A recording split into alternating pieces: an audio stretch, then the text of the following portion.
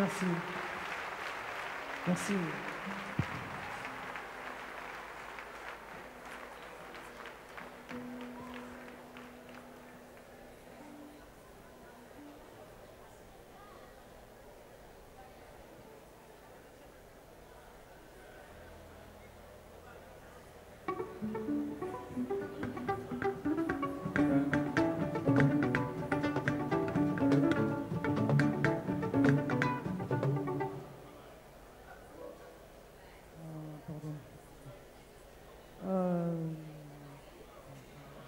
Bonne année.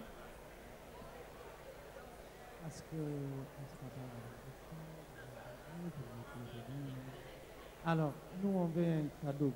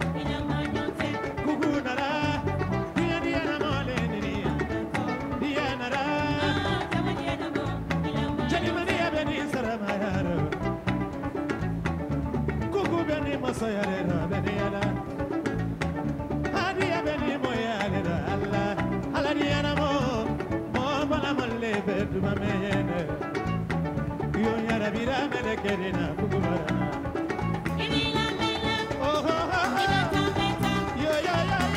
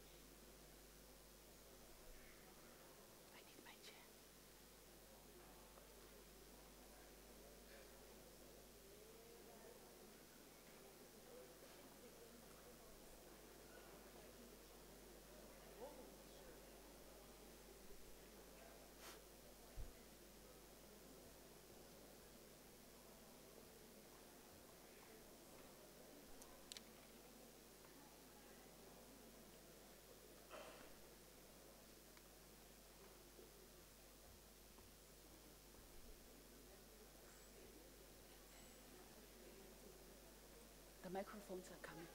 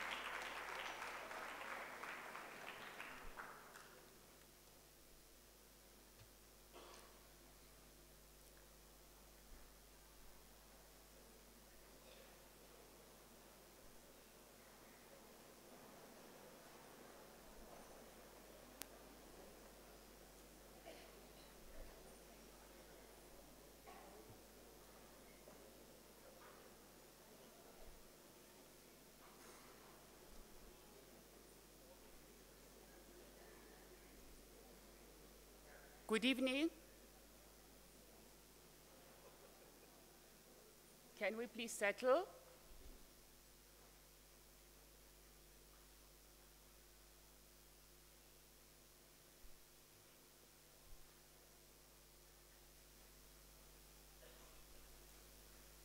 Whilst you are settling, can I please request that we put our phones on silent? And the flash, keep our flash to the minimum, our cell phone flashes to the minimum.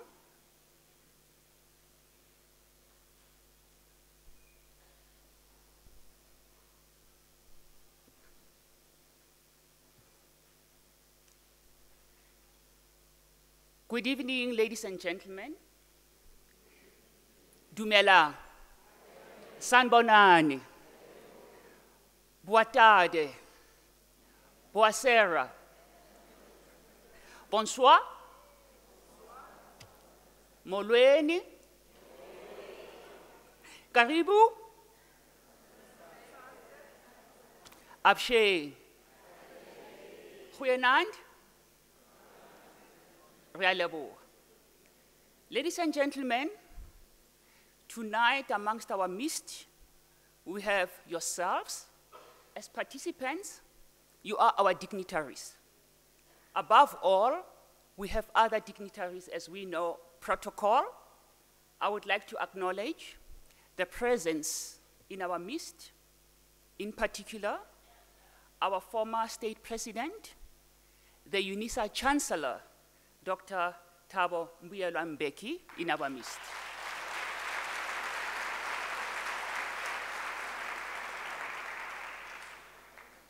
Above all, as you have seen on our agenda today and the invites, who is our keynote speaker, I would like us to welcome, with an applause, ladies and gentlemen, our key speaker for the 9th lecture, the former Deputy President of the Republic of South Africa, Dr.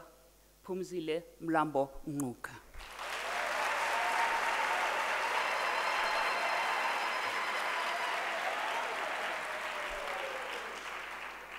Tonight, it's not an evening to read CVs or bios. You are all online, you can Google, but you are lucky We wasted paper, we didn't go green, we printed, and you can see, for those who are challenged. Without further ado, colleagues, dignitaries, I just want to ensure that we are aware that the 9th Thabo Mbeki African Lecture, taking place today, actually takes place 2 years before the end of the African Women's Decade 2010-2020, which makes the conversations today timely and critical. It's befitting for us delegates, dignitaries, participants, to acknowledge that we also have the media amongst our midst. The reason why I'm requesting that we refrain from moving about our cell phones, the flash, because it's going to impact on our live debates and discussions. Having said that, I would also request that at the end of the proceedings, we wait for our dignitaries to leave the hall. Then we can all take our seats, move from our seats and go. Having said that, I would like then to welcome the Vice Chancellor and the Principal of the University of South Africa, Professor Mandla Makanya, to welcome you all.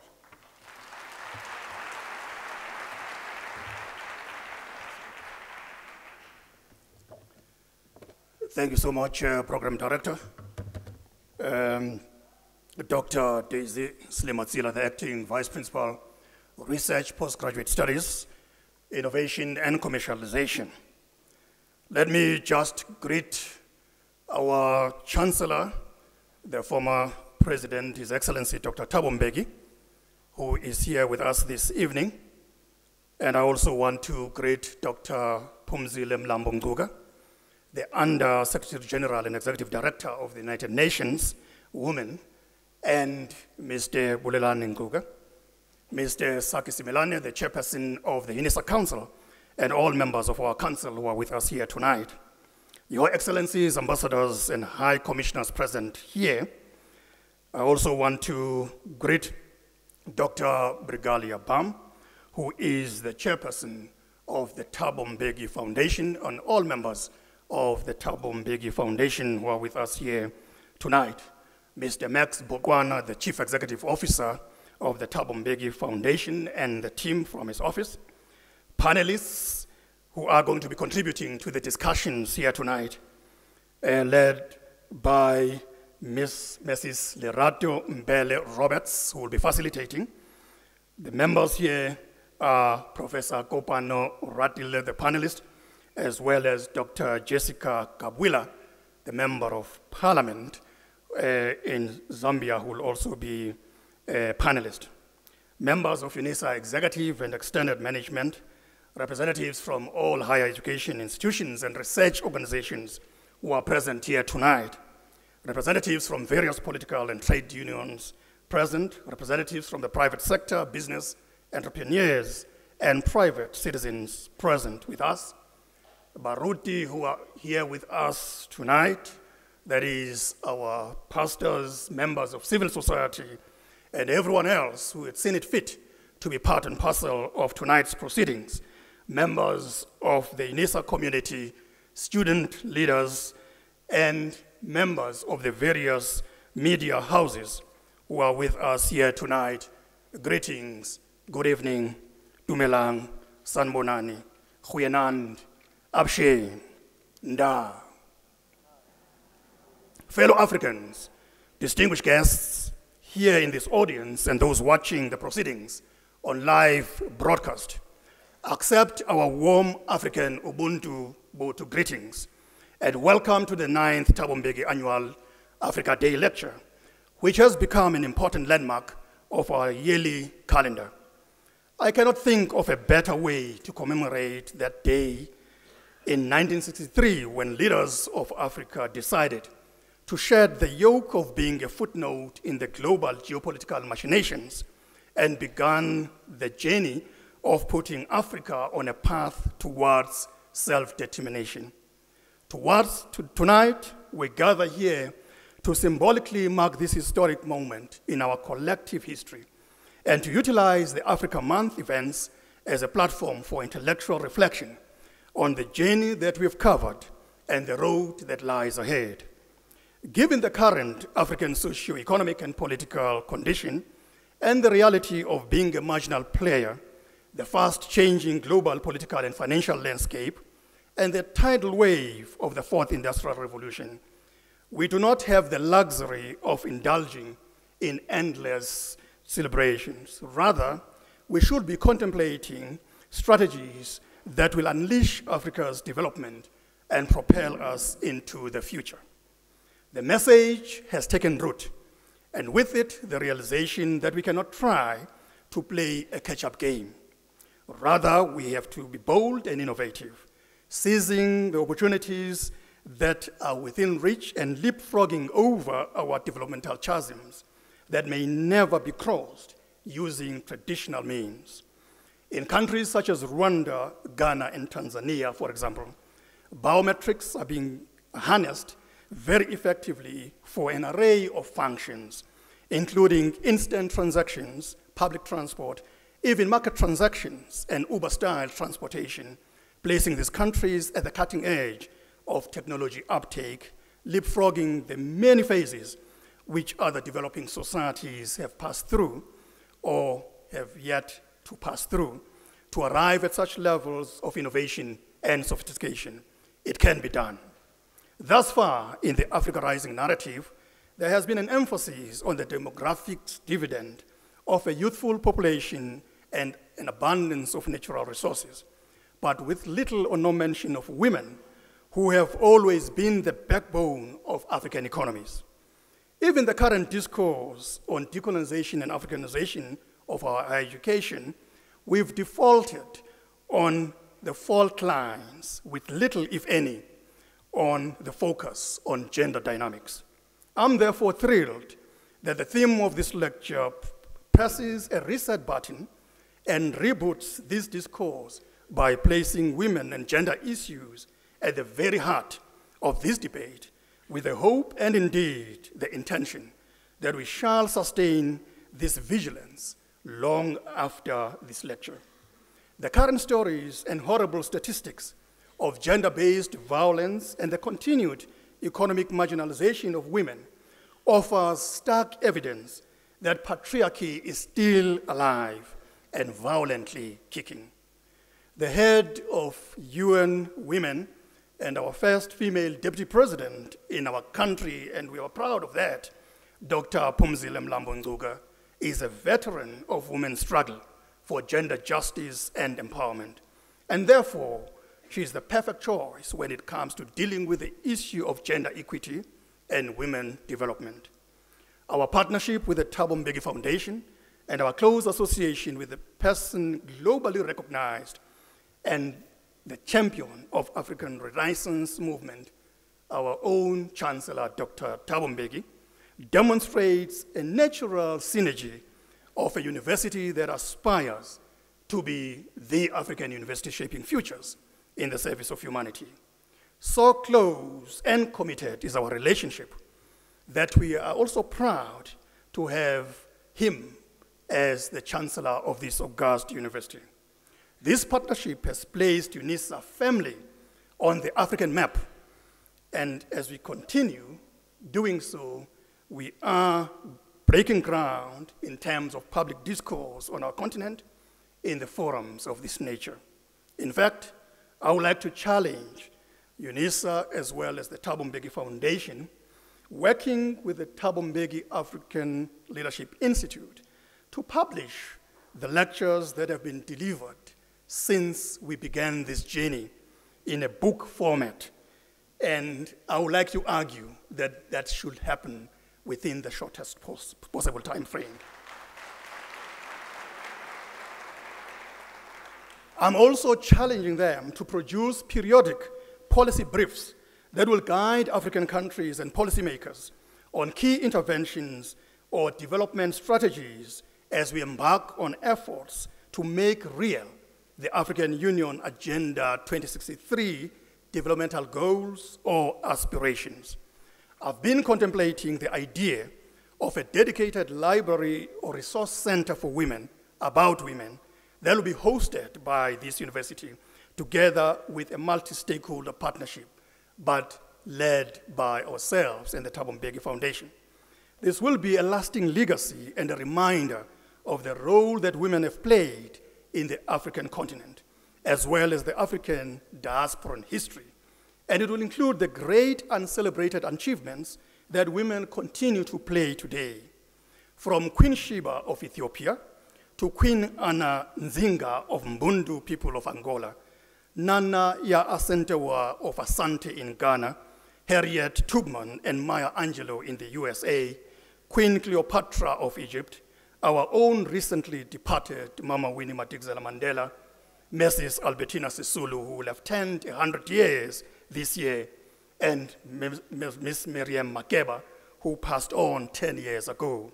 Let me conclude my remarks by asking that if time has not come for Unisa, the Thabo Mbeki Foundation, and some of our key partners, including the African Union, to organize an Africa-focused global development conference to shape and direct the African agenda and give impetus to the Africa Rising narrative, which in truth was too often shaped and dominated by outside perceptions and not driven by African voices, insights, creativity, and importantly, the kind of African vision that saw the birth and flowering of the African Renaissance. The spirit of the Renaissance has been reawakened across the continent, and we must fan the flames and ensure that they continue to bring light to this so-called dark continent. It cannot be correct for African development to take place in Davos, in the G20, in the summits, with other external superpowers without one that is organized by Africans for Africans. I'm seriously considering these major interventions and would like to see practical steps taken to explore these possibilities. For Africa to unleash its great potential and take advantage of its demographic and resources dividends, we ought to take bold steps and embrace an audacious vision.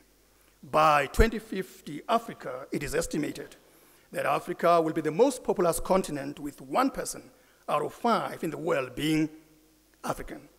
Africa hosts an estimated 30% of world resources. Given this reality, we cannot afford to fall foul of another scramble for Africa, as it was the case during slavery, colonialism, and the Cold War.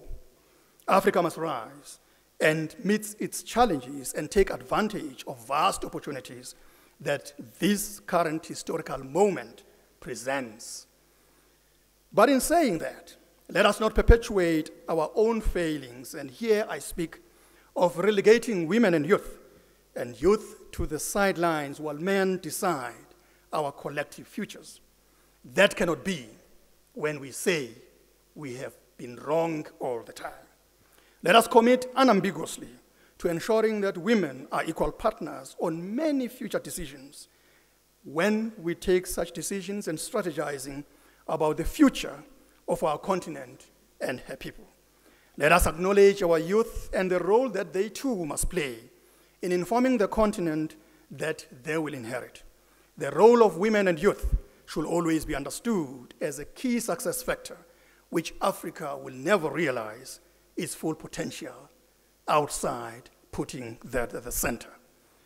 Let us sit back now and enjoy the feast of great ideas out of the Thabo Mbeki Africa Day lecture. And let us spread the word and engage in public discourse beyond this lecture. Thank you very much. We are most welcome. Enjoy yourselves.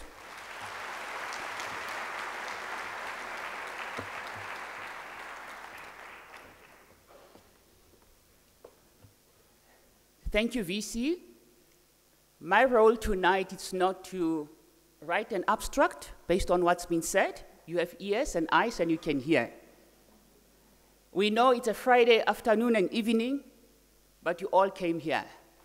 To have a lighter moment, we have amongst our midst a laureate poet in the name of Miss Chikonzo Gondwe, affectionately known as Chigo.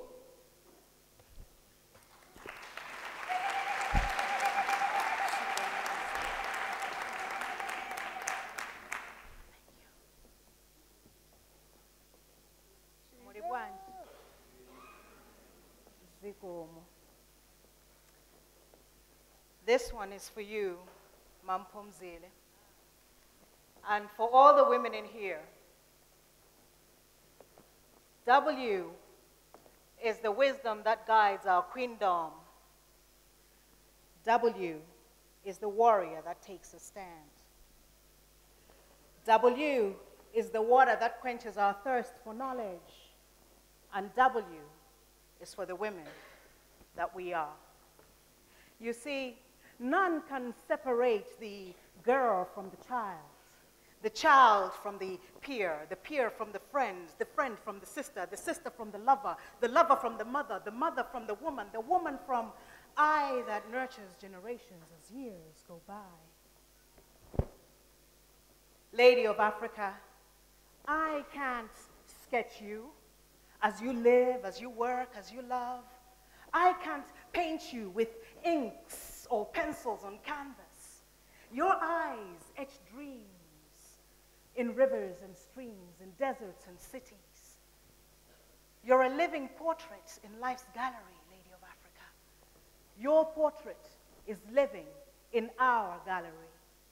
Now, gazing into your eyes that stare back into mine for what seems like a lifetime, I see love wrenching pain from the face of history so we can live again, breathe again, rise again. The floodgates of heaven open to rain blessings on your path and mine. Faith leads us home, hope at the break of dawn. A new heaven will rise and will beat the new drum. A new heaven will rise and will sing the new song. A new heaven will rise and Africa's sun shall never set on your greatness, Lady of Africa. Africa's sun shall not set. Lady of Africa, it is you that teaches us that a bird does not sing because it has an answer. A bird sings because it has a song. A song that reminds us that Africa is not yet free. And Africa will never be free until its women are free. Warrior woman.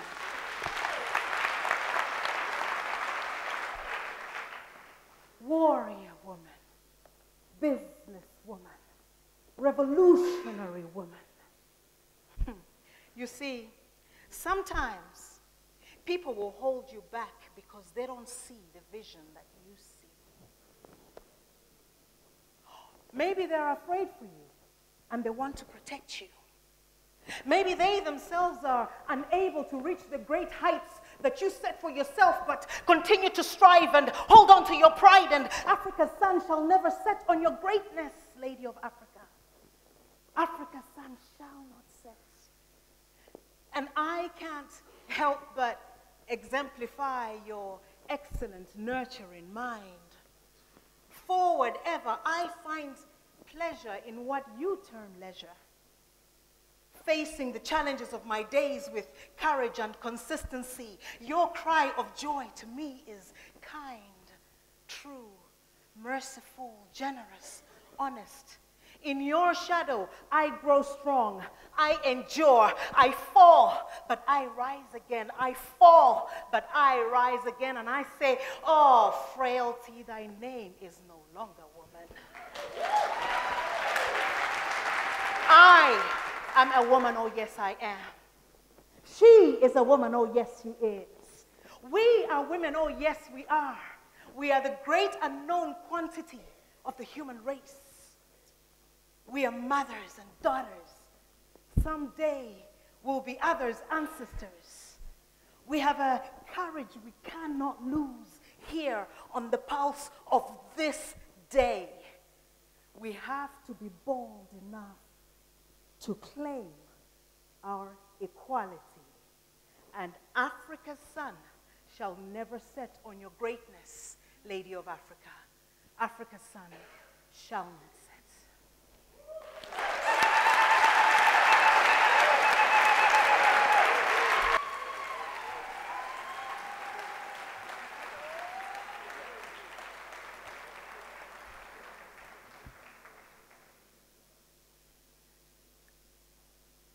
Let's fasten our seat belts. Those who have never been on a plane before, you know what it feels like to be on your first takeoff. We have, as we said, amongst our midst, the Honorable Dr. Phumzile Mlambo-Ngcuka.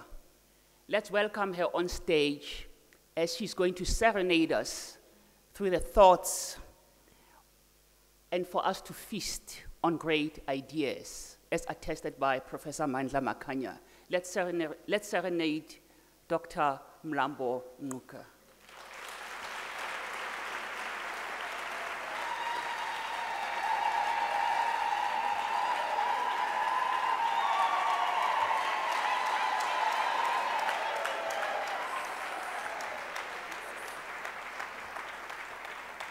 Thank you very much. It's good to be home.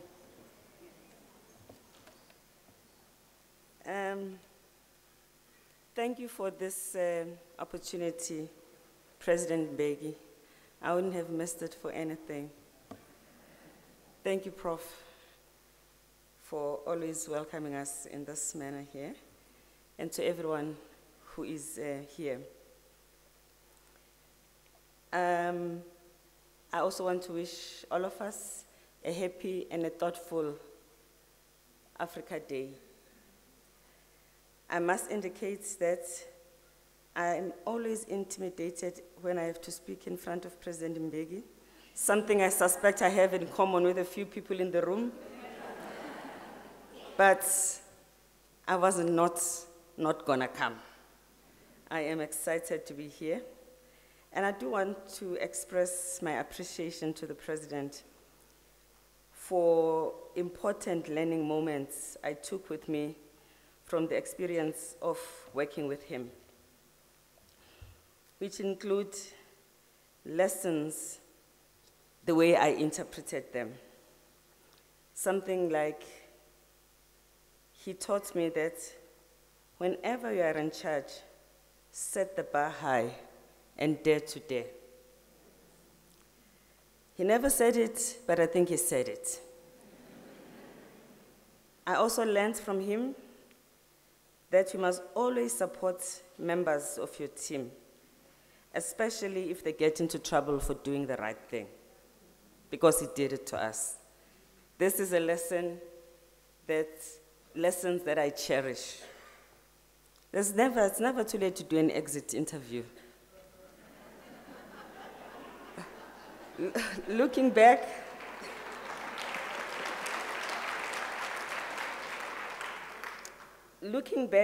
I can summarize my experience in government as having been an opportunity to work for an institution I was proud of, which was our government, bosses I respected, both Madiba and President Mbeki, and doing a job that I loved.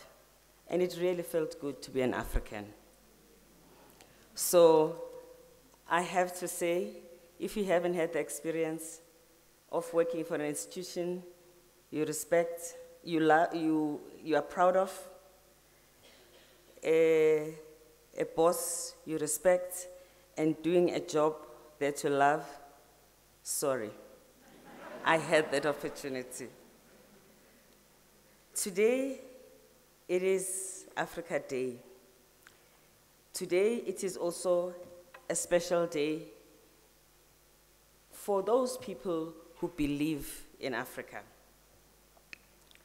On this day, the Africa Day of 2018, we are discussing a subject of gender equality and women's empowerment, and how it intersects with our quest for development and poverty eradication, and the paradigm that we need to create for that to happen effectively.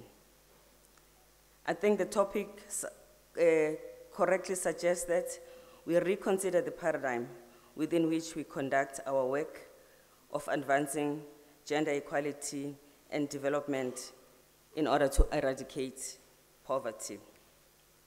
But allow me to first also pay a tribute to Mama Albertina Sisulu. As we celebrate her life, that was lived with purpose for a purpose.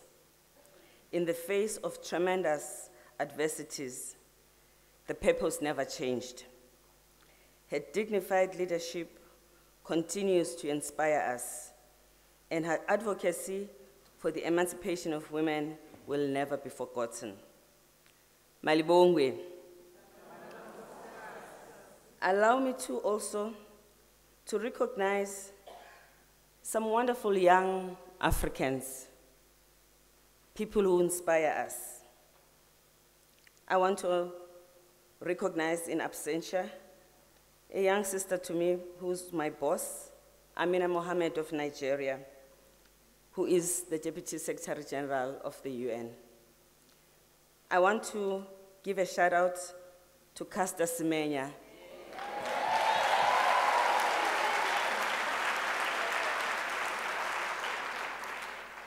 I want to give a shout out to Jaha Dukare from the Gambia, who is a survivor of child marriage as well as FGM, who is now an advocate for other girls, saving them and helping those that are still trying to get over the ordeal to heal. That is her version of Me Too. And Jaha is a nominee for the Nobel Peace Prize. I want to give a shout out to my boy, Eddie Ndopu. Where is she sitting? He is here in the room. Eddie is wheelchair bound with a condition that is very complicated to explain because it's very scientific. I forget the name. But Eddie has just graduated from Oxford University.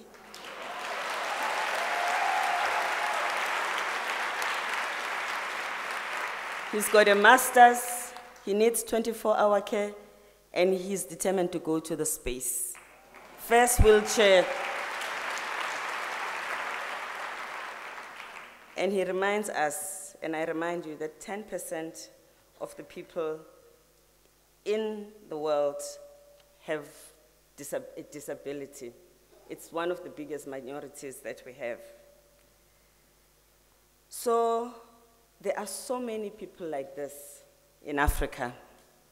Whenever we have an opportunity to celebrate them, let us please celebrate them. A day like this, we will be busy and just celebrate them. There is also another young person I just want to celebrate today. Her name is Natalia Wambui of Kenya. She's 10 years old, and she's already authored 3 books.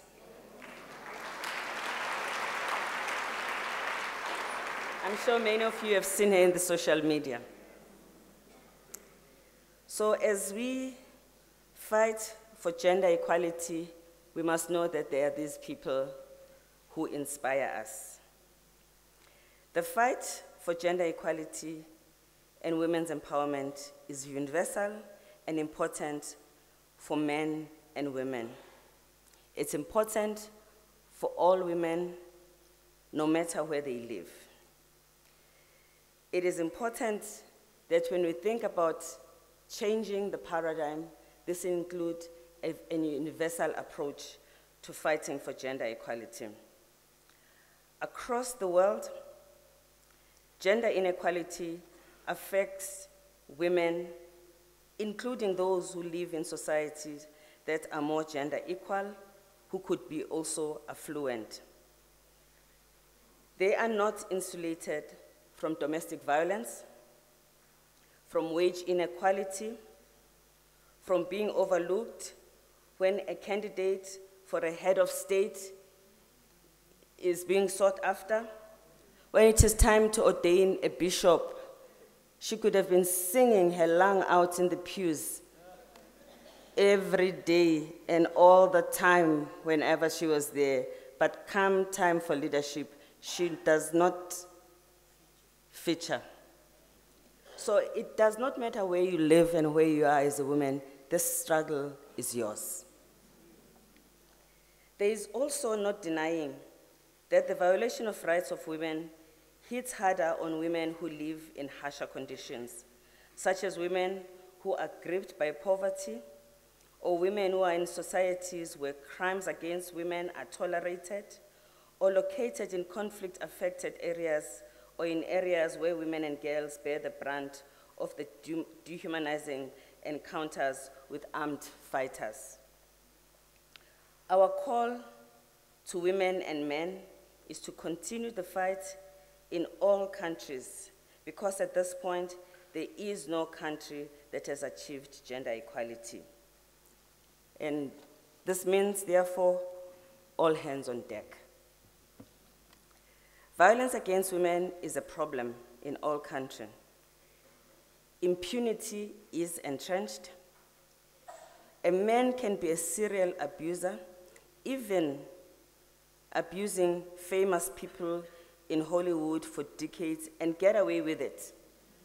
In countries where rights are protected and there's equality before the law, but she will fear losing her income, risk of poverty, and the stigma that comes with it, and keeps quiet. That is why this struggle is universal. Underrepresentation of women in decision-making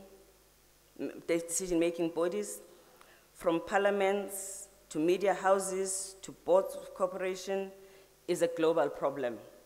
Whether you are in Sweden, in DRC, in South Africa, in India, we are all still fighting to win on this front. Overrepresentation of women amongst the ranks of the poor and in low-paying jobs is a problem in all countries. Wage inequality is a problem in all countries. From Iceland, which is a country that has the highest indicators for gender equality, to Yemen.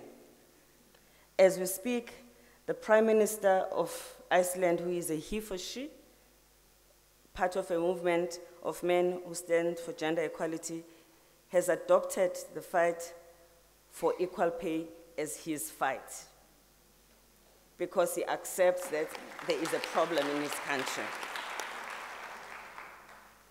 Carrying most of the burden of unpaid care and taking care of children, sick and older relatives at the expense of remunerated activities is a terrain of women in all countries.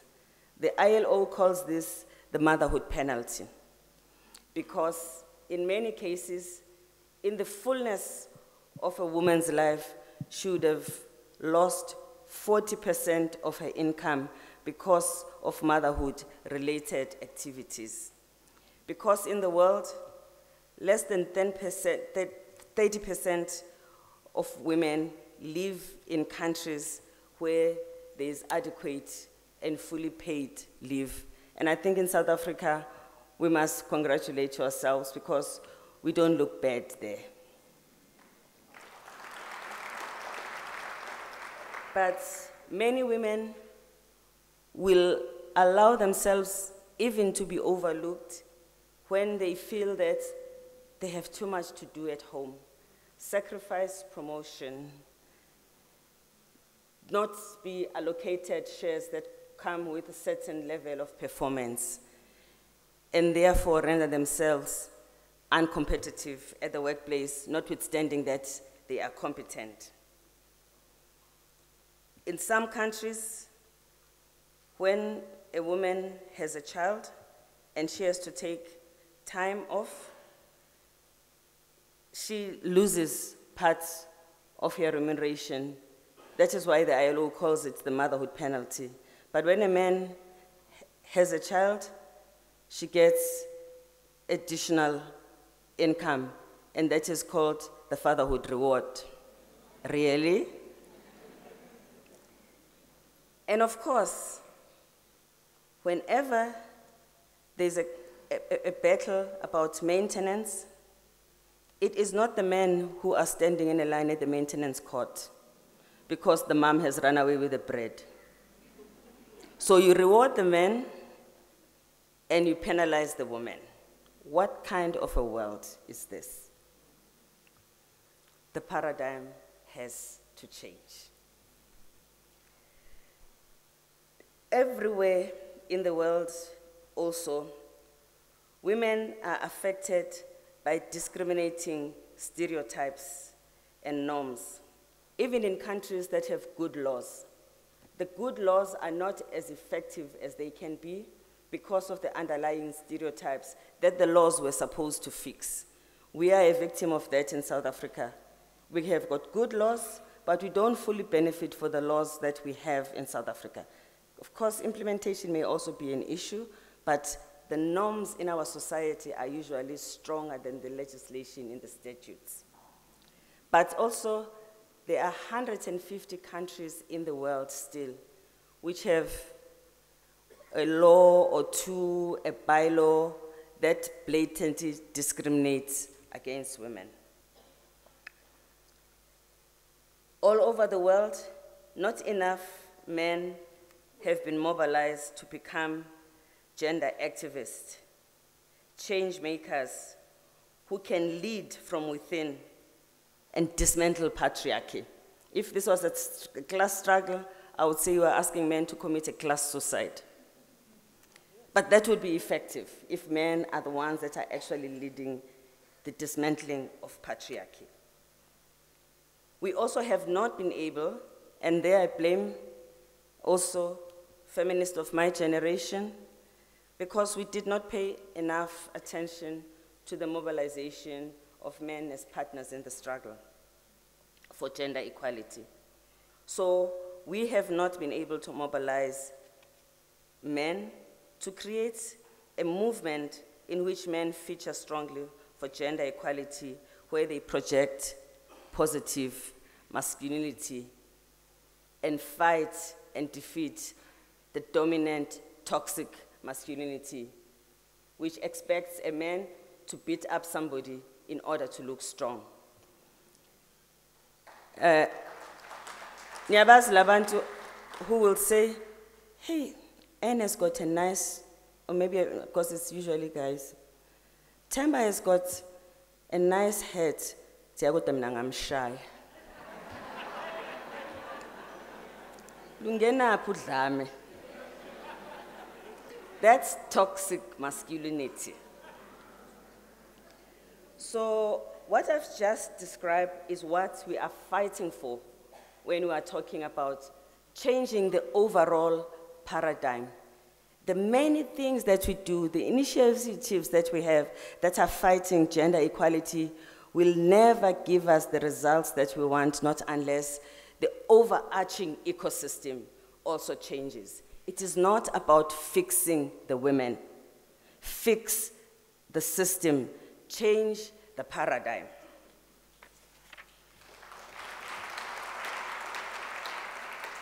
Today, we celebrate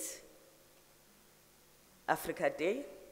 The scorecard for Africa and gender equality is mixed, just like you would find in other parts of the world, because the challenges are considerable, but what is encouraging is that the determination to win is also considerable.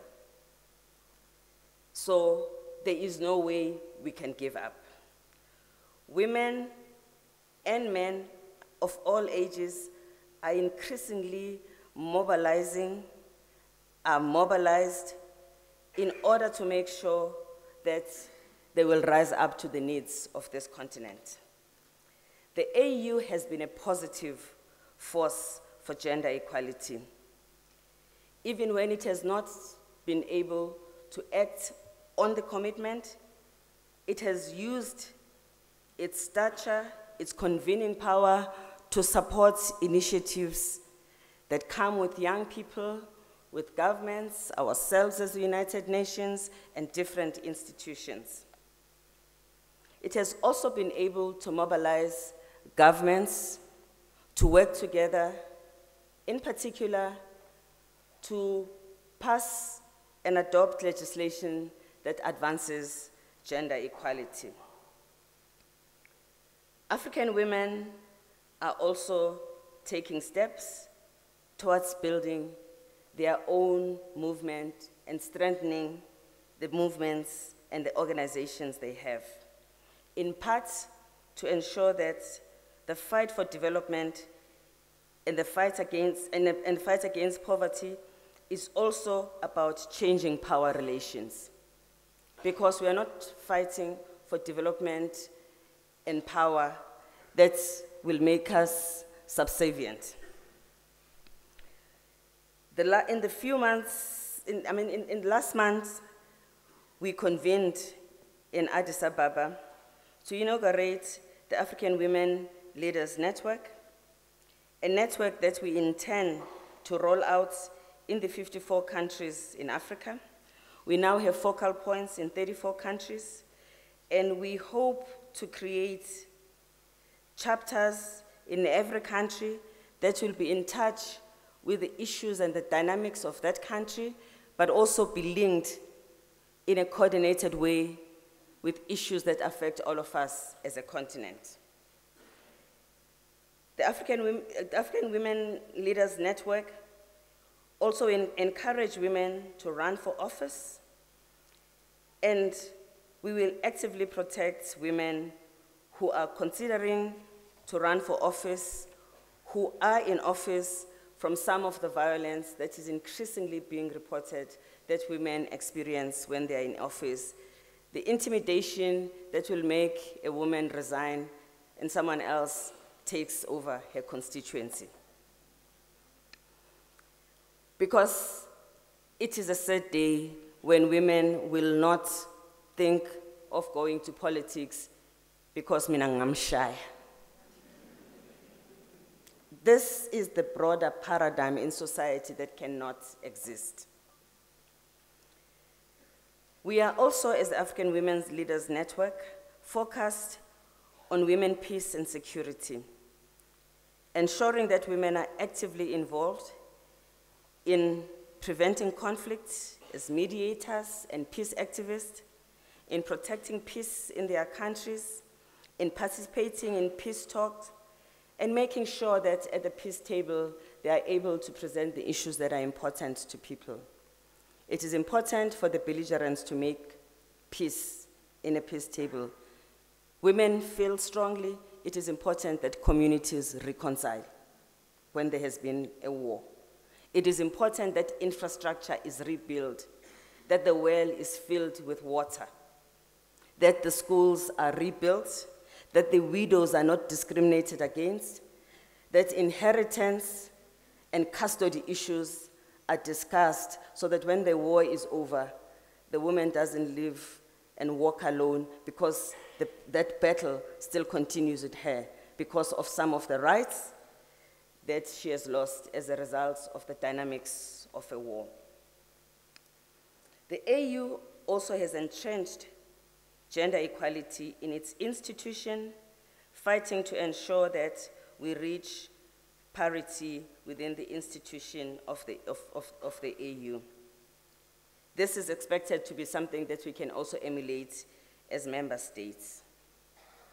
But today, I will keep on coming to the challenge of forced and early marriage, just to illustrate the things that really need all of us in this generation, one rather of the things that need all of us in this generation to say, hell no.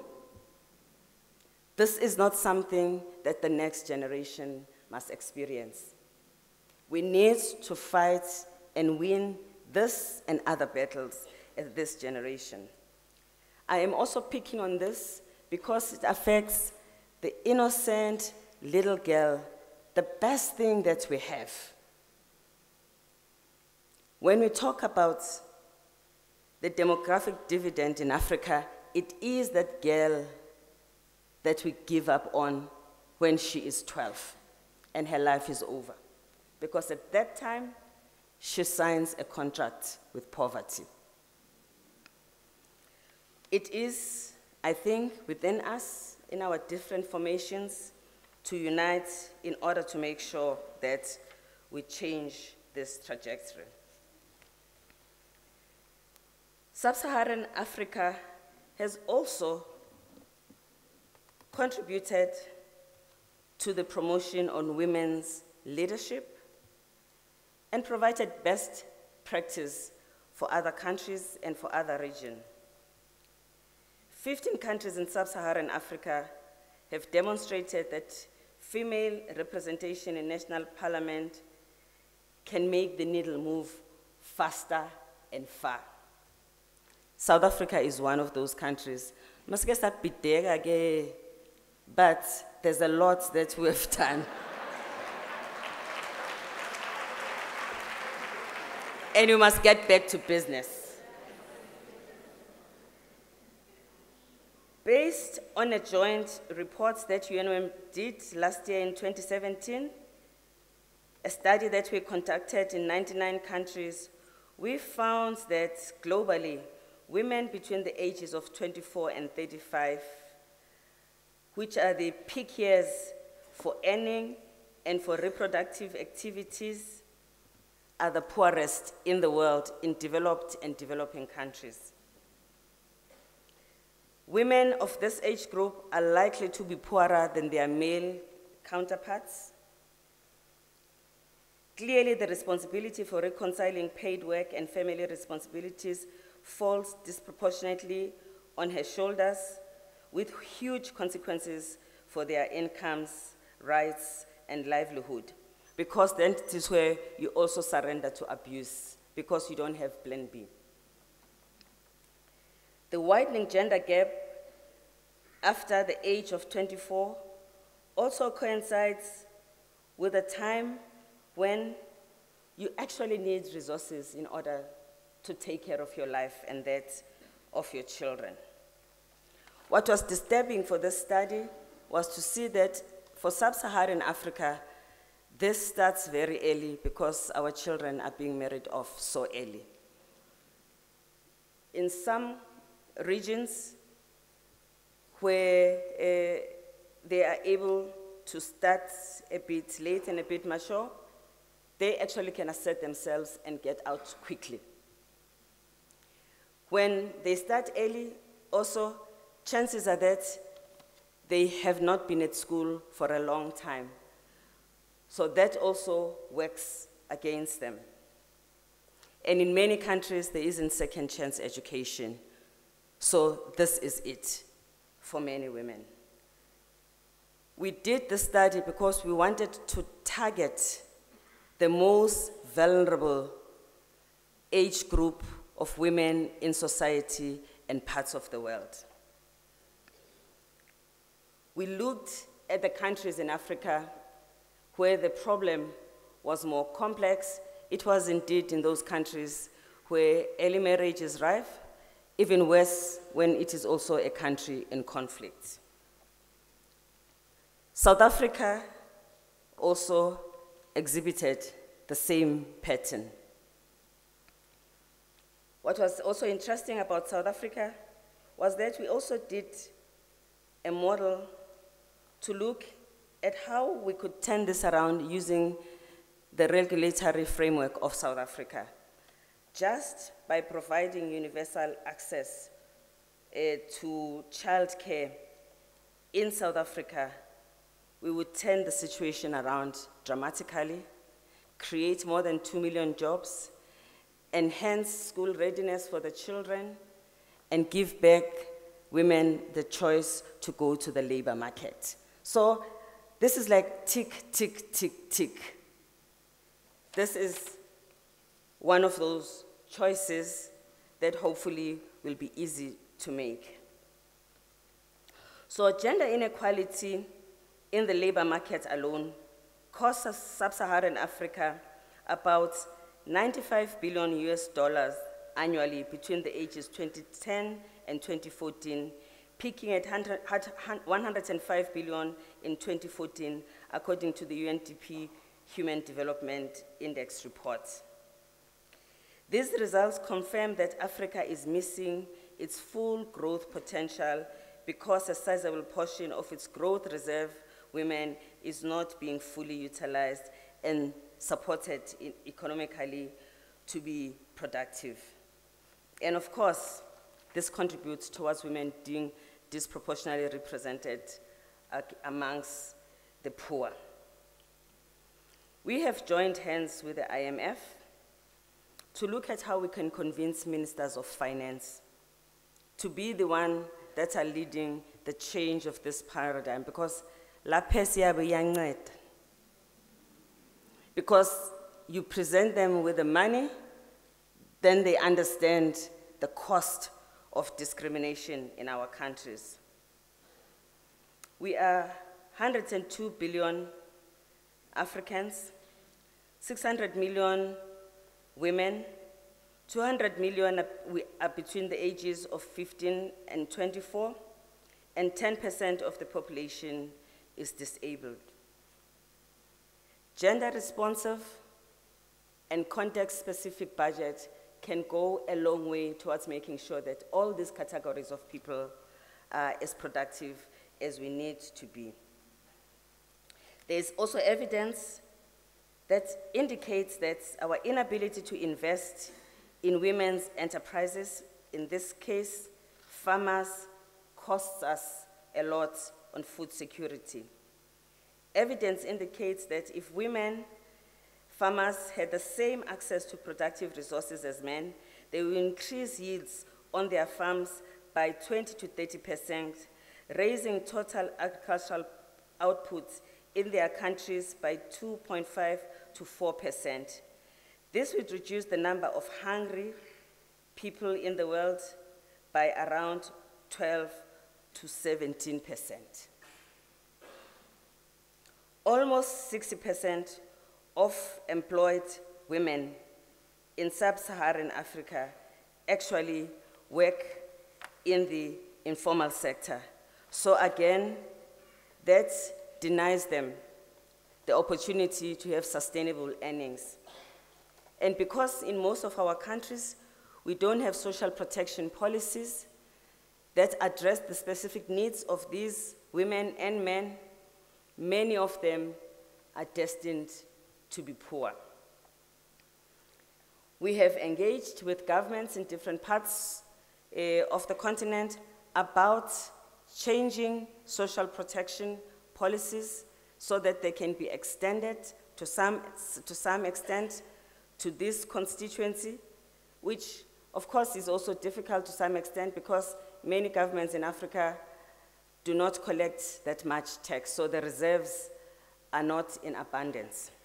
However, gender-responsive budgeting that has been used in Latin America has been able to help the fiscus even address this constituency.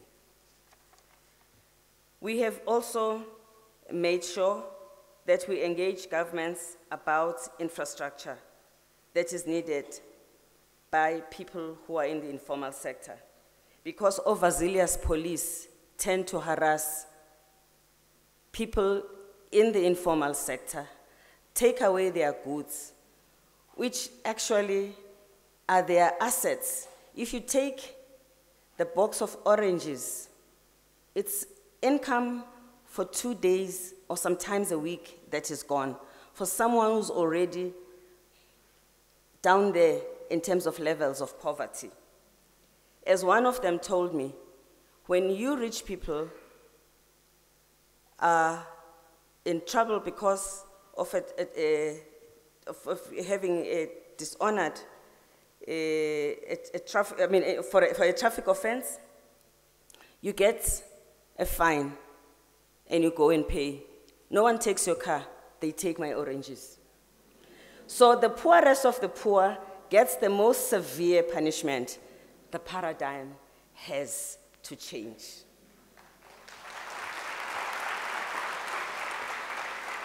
These women sit in the markets.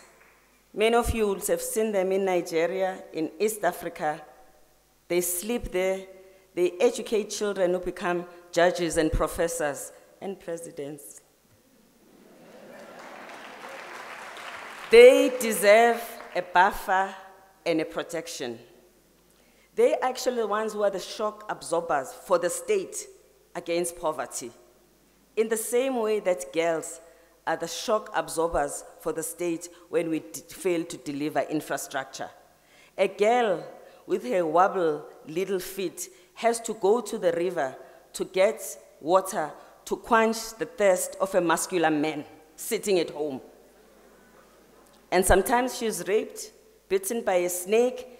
It is because a council in Nchonje imali infrastructure, there is no water in the home. A 5-year-old has to pay the price. So we really need to look at all of these things and connect them so that even when we do, how am I doing for time?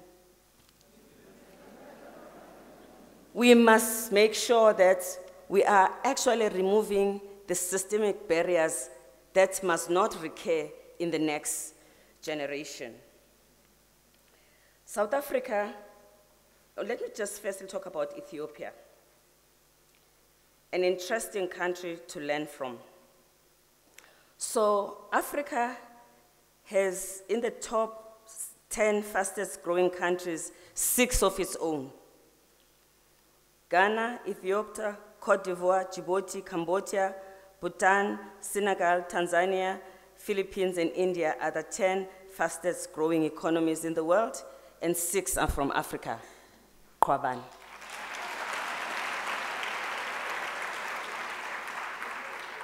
This demonstrates the resilience of our countries. Remember, not less than 30 years ago, Ethiopia was a postcard of poverty and malnutrition. Think of a country also like Djibouti. I suspect Konabangayazi maybe, Jongi, except to profess.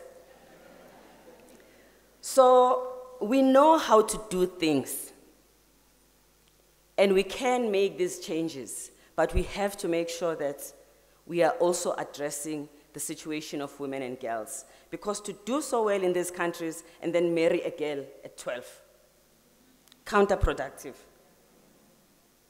Thankfully, these governments, we engaged with them intensely, and they are fighting, and thanks to the AU also for supporting their fights to end child marriage. In the case of South Africa, over 17 million South Africans receive social grants. This is more people than the 15 million who are employed. That has to concern us. Though the 15 million of people who are employed did not sound right. But anyway, uchumlu. A survey of the impact of social grants indicates that female-headed households that receive grants are 3 times more productive than the male-headed households. 82% of women grant recipients said the grant made their lives better. 79% said they could now take better care of their children. Nearly all of them who were women surveyed had their children enrolled in school and attending regularly. This is a good story that this investment that we are making is actually making a difference, even though in the broader and the bigger picture, we have to address the issue of this transformation that must change things in such a way that the state does not have to look after so many people. That is why this inequality in South Africa is something that we all have to unite to try and do something about. The fact that in our country, the top 1% of South Africans own 70.9% of South Africa's wealth. The fact that the 60 bottom owns 7% of the wealth of this country means that something radical somewhere has to happen. God, something has to change. This is not sustainable. The Sustainable Development Goals, Agenda 2063, and our UNDP, these are the things we want to change. We need to work together so that we do them in a manner that is in the best interest of the country. The fact that land ownership pattern is the way it is in our country is a concern, and we should not make it worse. We have to find a solution for it. But what would be radical about this is if, as a result of it, women's poverty was wiped off. That should be the terms of reference. So women need to put forward the terms of reference. What does success look like? Because what would be radical is really if the women who are at the bottom of the pyramid suddenly became people who appeared everywhere in the strata of society in healthy doses. So the path that we take, therefore, must lead us to that. I just want to quickly touch on something that is important. You know, that was supposed to be my really main topic for me. The free trade area. The fact that we have come this far in Africa, that on the 21st of March in Kigali, 44 African Union members signed the agreement establishing the African Continental Free Trade Area, is something to celebrate. The free trade area is crucial because it takes us towards a step that will address the fragmented economic African market, which is detrimental to Africa's growth path and to women's true economic empowerment. Overarching infrastructure, overarching economic policies needs to be in place for women's economic empowerment so that when we do the small things, the overarching policy framework is working in our favor. Africa, with its 1.2 billion people and 54 countries, is divided by at least 100 borders. That is a factor in the exchange of goods and services and movement of people. It is paperwork, it is tariff, it is constraints. By the time you finish trading, you have paid so much just for moving around. India has 1.3 billion people, a unified market, no borders to cross, and therefore provides a better and enabling environment for the transfer and the exchange of goods and services. Our competitiveness is therefore compromised in the manner in which we are. But of course, this is not going to be a magic wand. We have to work in order to make sure that it is successful. Women who trade across borders account for nearly 70% of the women, mostly in the informal sector. They are particularly vulnerable from harassment, violence, confiscation of their goods, and even imprisonment. But when we implement, we must make sure that these things will go away, because it is not automatic that they will go away if we do not pay attention. South-South cooperation also has a possibility to be strengthened as a result of this agreement. I want to finish by highlighting two things. Firstly, the issue of violence against women in the world and in our country.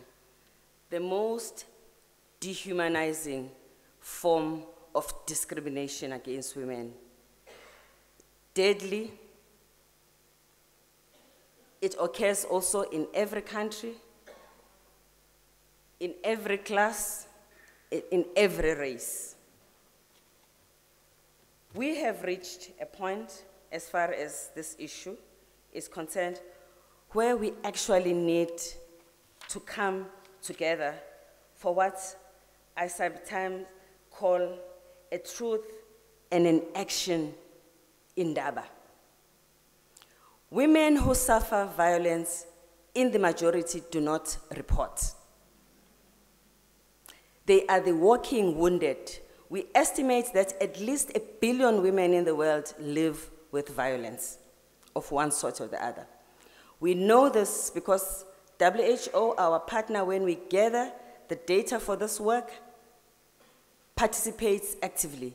They gather their data from orthopedic surgeons, from mental health institutions, from eye specialists, from ENT, from the morgues, because this is the result of violence against women. The prevalence is so high, the impunity is so entrenched that when a handful of men in Hollywood get arrested, people say, no, man, yawashaya manja madoda. More than 1 billion women living in violence, a handful of men ngabala ngesandla sami, one hand, then this is a crisis.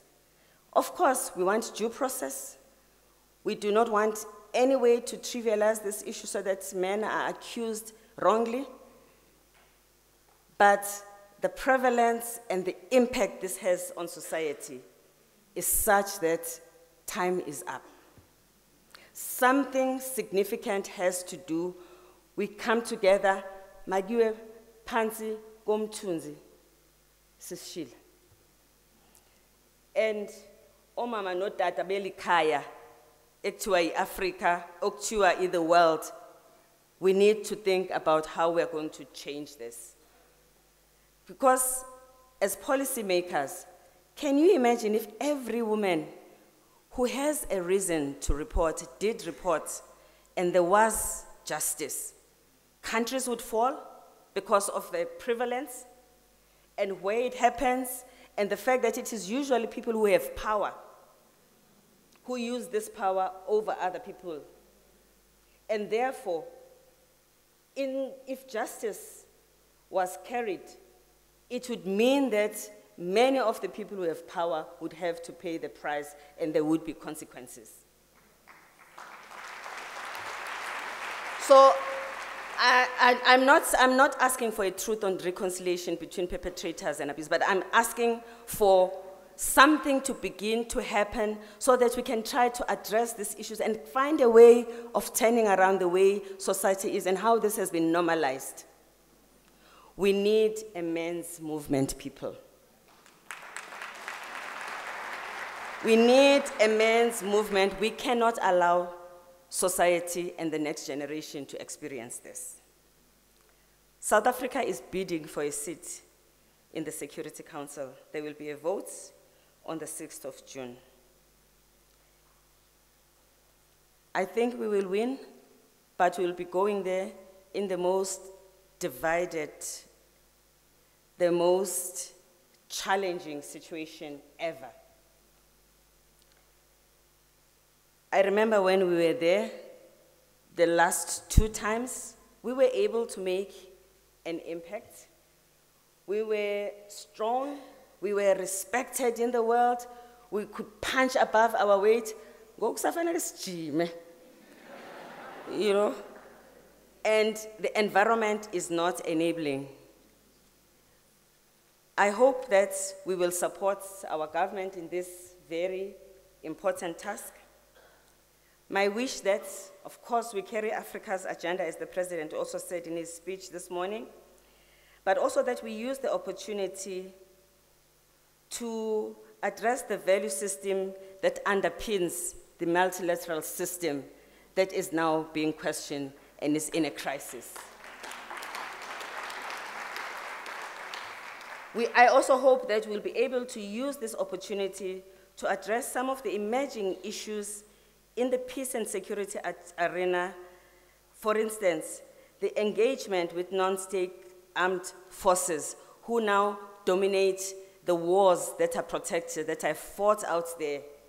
And in those wars, there is no Rome Statute to go to. If you are confronted with a situation as a victim of the abuse of these extremists, indaba yakho. But the world has to do something about this. We have sexual violence used as a tactic of terrorism.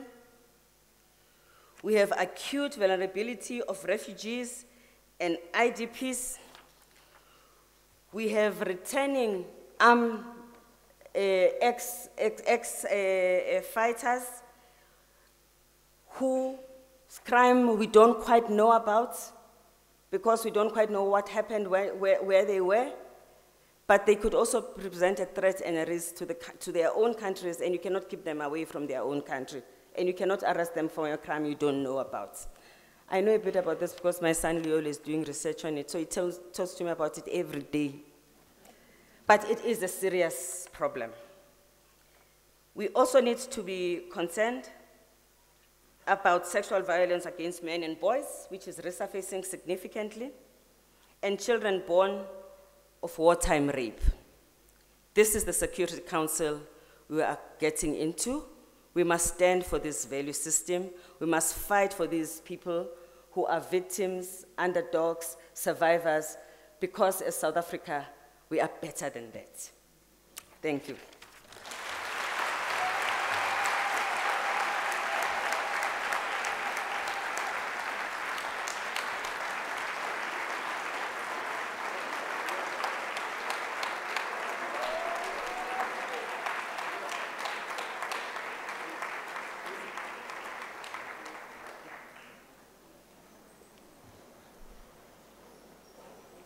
Okay.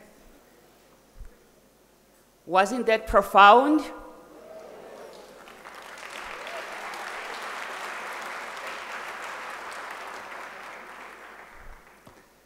Dr. Mlambo, we need you on stage. Dr. Mlambo Nuka, we need you on stage.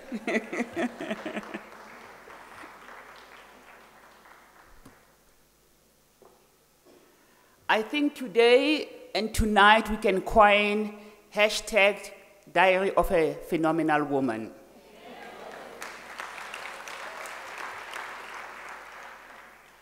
Without further ado, let's welcome our panel facilitator, Ms.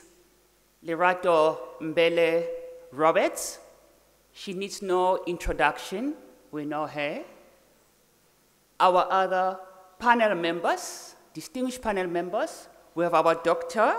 Jessica Kabilwa and our own Unisa Professor Kopano Ratele with our own first and one and only former Deputy President, Dr. Mlambo Ngcuka.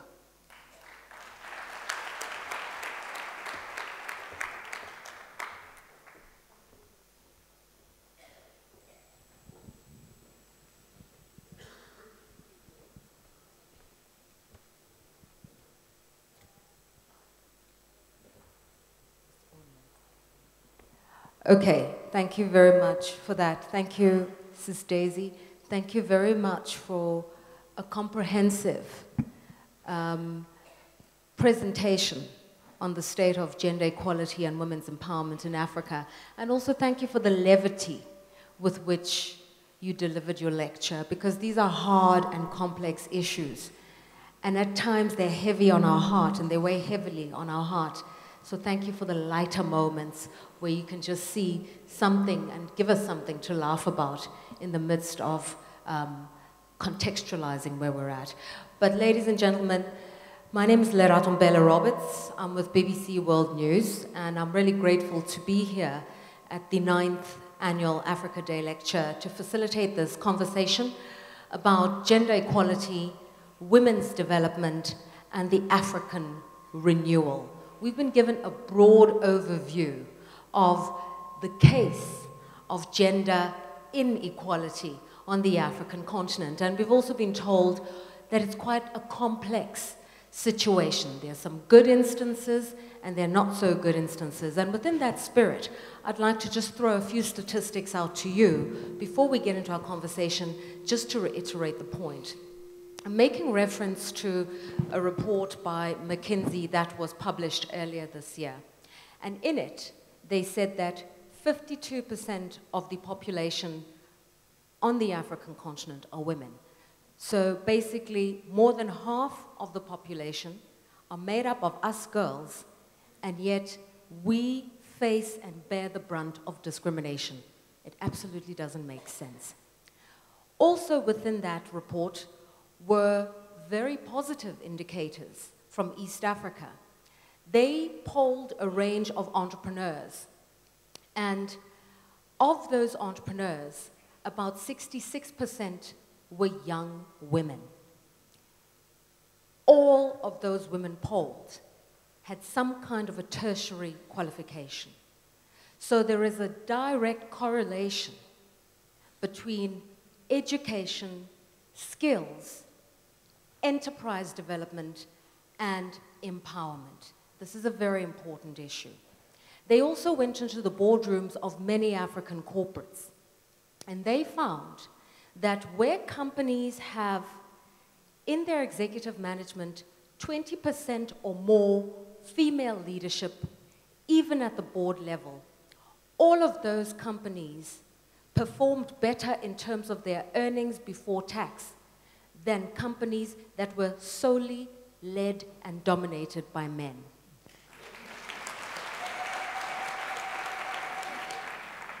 I'm not saying this for applause.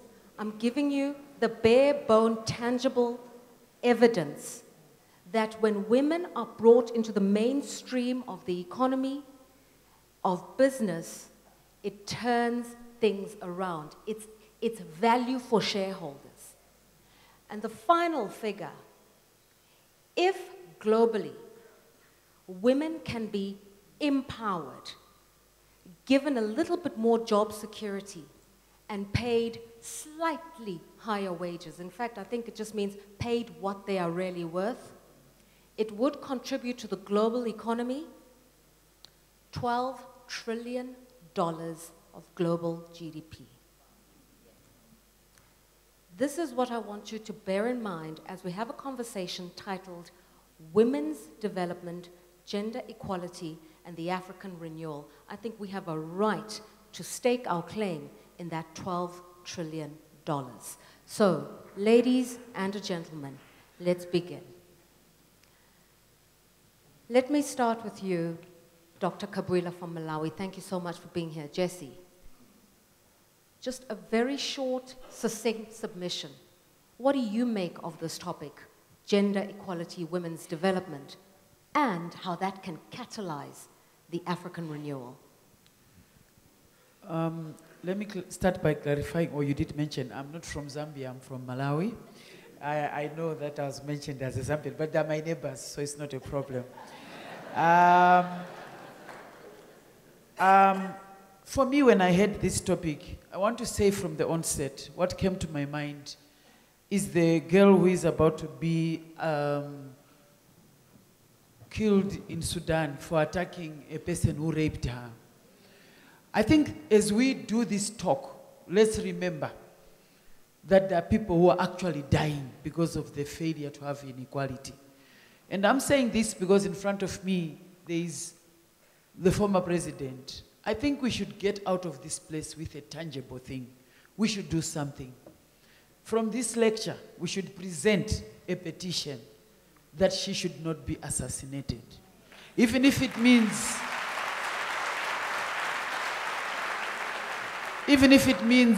her being taken out of the country, I think somebody can take her, but she must live. I think loss of that life, for me, as I was listening to this lecture, I was trying to say what it means there's a real price for standing up to the scourge of child marriage. When I listen to this topic, I have thought of the fact that we are in an Africa where we fought liberational struggles, but when we attained uhuru, or is it ufulu, or whatever, we forgot the women, and we are still forgetting women. We actually can talk of putting a cabinet, we talk of having women in politics, and I hear so many people say, do they qualify? We are in an Africa where qualification is asked of women, yet there are many men who are so unfit, but it has never met that they shouldn't be president. So when I listen to this topic, for me, it was saying there's something wrong when landlessness is for women, illiteracy, women, HIV/AIDS, women. I can name it, prostitution. You know, it's like we prostitute ourselves. People say, It's women. You see, so if you ask me, I'm waiting for when this topic is ended. I want to talk of political parties who look at empowered women as an asset. When Mandela died, the whole world stopped. When Winnie died, we had to remind people, this is a warrior woman. Those are the kind of things that, for me, I want us to talk about. I want to know that when will Africa talk of rising and say, Africa, 52% are women? I want to hear our men think that being powerful is sexy. Being a leader is a sexy thing. I must hear people making, yes, I mean it, because at the moment, those of us who are political women, I'm a member of parliament, I know the price I've paid for being a politically astute woman. You actually lose people. They will tell you, you are fine, but you know what? I don't want another man in my marriage. I want a woman. So, I mean, it's all good. The point I want to make clear is, I've been given 1 minute. I think when all is said and done, let's reward women for being powerful and not punish them for being powerful. Let's not ostracize them. I want to hear a guy who says, I love you because you are a powerful woman. I love you because you can make up your mind. Not that you are a hero worshiper who just says, yes, bwana, yes, bwana. No. Yeah. It must be a powerful woman. Thank you very much. You can share them.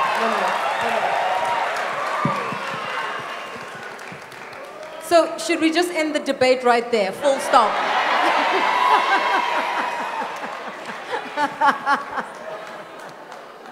Okay, ladies and gentlemen, this is a democracy. We've also got to be fair. So we're now joined by Professor Kopano Ratele. I call him the orchid amongst the roses. Ndate, your views on the topic. Thank you, Lerato. There's so much to take from Ms. Phumzile Mlambo Nguga's presentation, particularly the point about men as partners. That's the first thing. When she spoke about girls in particular, and then the last part, there's so many, but the last part about the issue of violence against women is the gravest form of discrimination. Earlier on today, in the afternoon, the word token man was used quite a lot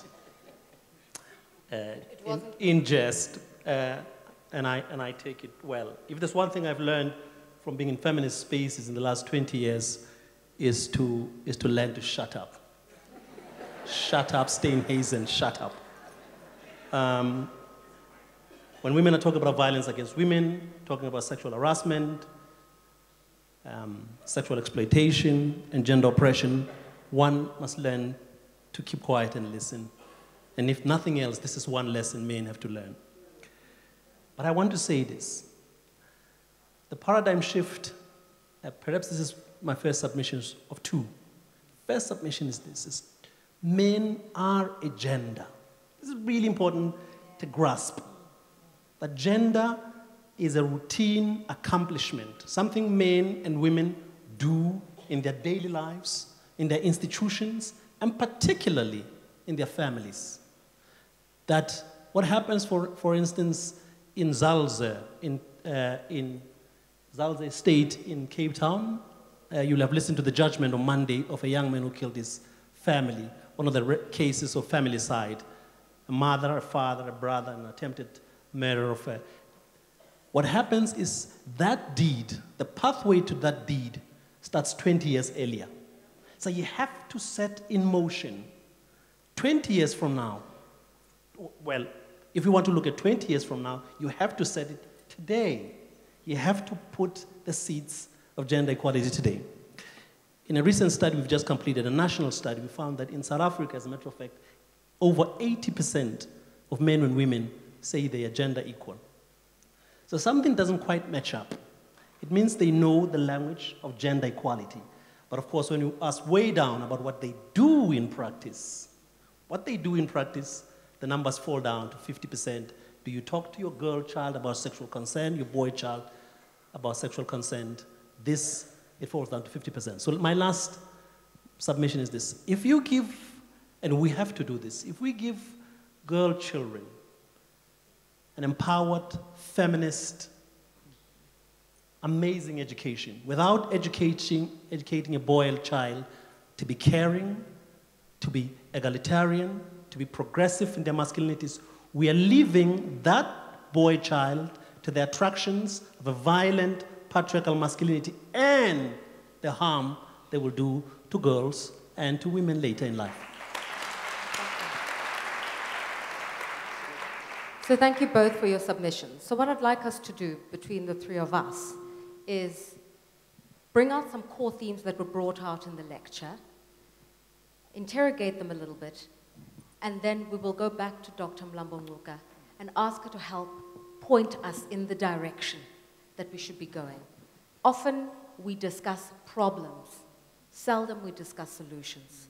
So let's tackle the problems as quickly as we can, and then let's talk about fixing it. So, education was a theme that was brought up. The World Bank recently published a study, about 2 or 3 years ago actually, so maybe not so recent, but all the same. And they found that Africa had made tremendous strides in basic primary education. They found that for every 100 boys who are in school, there are 91 girls who are in school. That's the African average. Those are good figures. But that's primary school. Once we go into secondary school, the girls start to fall through the cracks. Once we go to university, the numbers dwindle even further. So we talk about educating the girl child, but it seems to me like we don't follow through. Is that a fair comment, Jesse? That is a fair comment. I think education must be known to be the bedrock of any women's empowerment. But if you look at the budgets that are done, you'll be surprised that this is where we need gender-responsive budgeting. Governments are spending more on buying expensive cars for people rather than educating the girl child. I think we need to be very, very honest. If you look at the problems of, we are talking about corruption. I've never seen corruption being discussed as the thing oppressing girl child education. We must link the two, because the more we have got corruption going on, in my home we talk of cash gate. Here, I'm a Malawian, so nobody can shoot me, I'll say it. You've got yonkandlas and whatever that is going on, all right? What you must understand is the more you put up those buildings, the less you are going to put off schools. Menstrual hygiene is a big issue. How much are governments spending on menstrual hygiene? Yet we know that if a woman cannot, if a girl cannot go to school and she doesn't have where she can take care of herself during menstrual times, she cannot continue. So for me, I think this is very key. And we need to link the problems of governance. Access to education has to go up, and retention policies. I think regionally, we are not doing well on retention policies, because we must understand that getting the girl to school is one thing, but keeping her there. And research has shown that the longer she stays, the less she's going to be abused by a person who says, have sex with me, in terms of without a condom. If she's educated and she's not depending on the man, she can actually make decisions and she owns her body. Professor?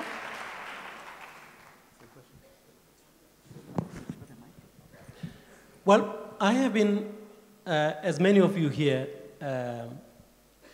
interacting with students in the decolonization movement. And one of the things that both young women ask is, what's the use of decolonizing universities and education more generally if we are not safe in our residences? And this is really important. So access is really important, that we have to lift up the numbers, but we have to make educational spaces safe. We have to make the child who walks to school safe, right?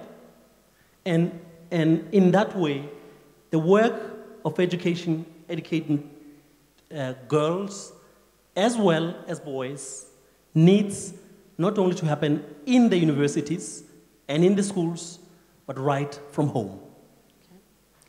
Healthcare was another issue that was raised. And a recent report suggests that globally, 66% of maternal deaths happen in Africa. And that's despite us being told that Africa has made significant improvements in the primary healthcare space. 66% of women who die before their time or at childbirth are still on the African continent. What can we do to improve the life expectancy of our women? I think the first step when it comes to healthcare, it directly would link to people like me in terms of legislation. I think, once again, Africa has the longest distance people have to walk in order to go to get services. And also, I think the way we've forgotten sexual reproductive health rights education has been a problem. I think most of the times I hear governments busy moralizing on who should be taught what and who should be taught whatever, when everybody knows that issues of sex are issues that everybody engages in, but only women carry the burden of what happens when people have sex. So people must teach us. They must empower. So to me, it's about increase of SRHR. Women must own their bodies and be able to decide when to become mothers, what for, and how many children do they want to have. But if you look at us, culture, religion is all teaching us that you are here to compliment someone and they tell you what to do, which is very unfair. So as far as I'm concerned, healthcare needs to actually be pivoted on female self-determination. Let's empower women to make a decision on their bodies. That way, and then make sure the hospitals are there. And again, budgets must be linked with the health of women. Let me see African budgets that care about the lives of women. The debate on abortion must also think of what about the lives of women we are losing every day.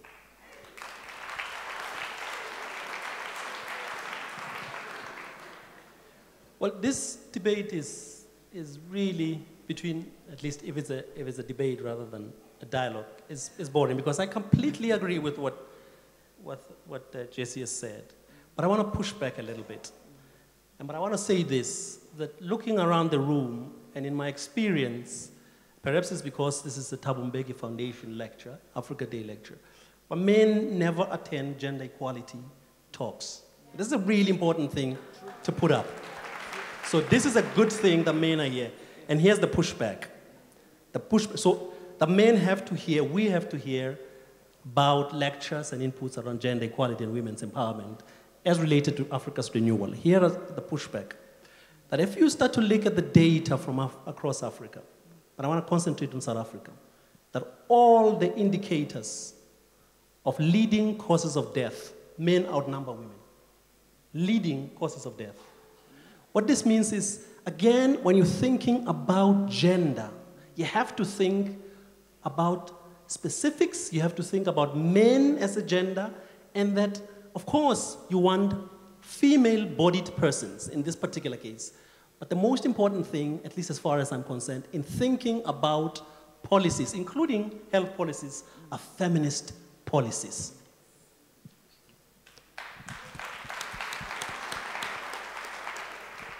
I referenced the economy, so let's go there.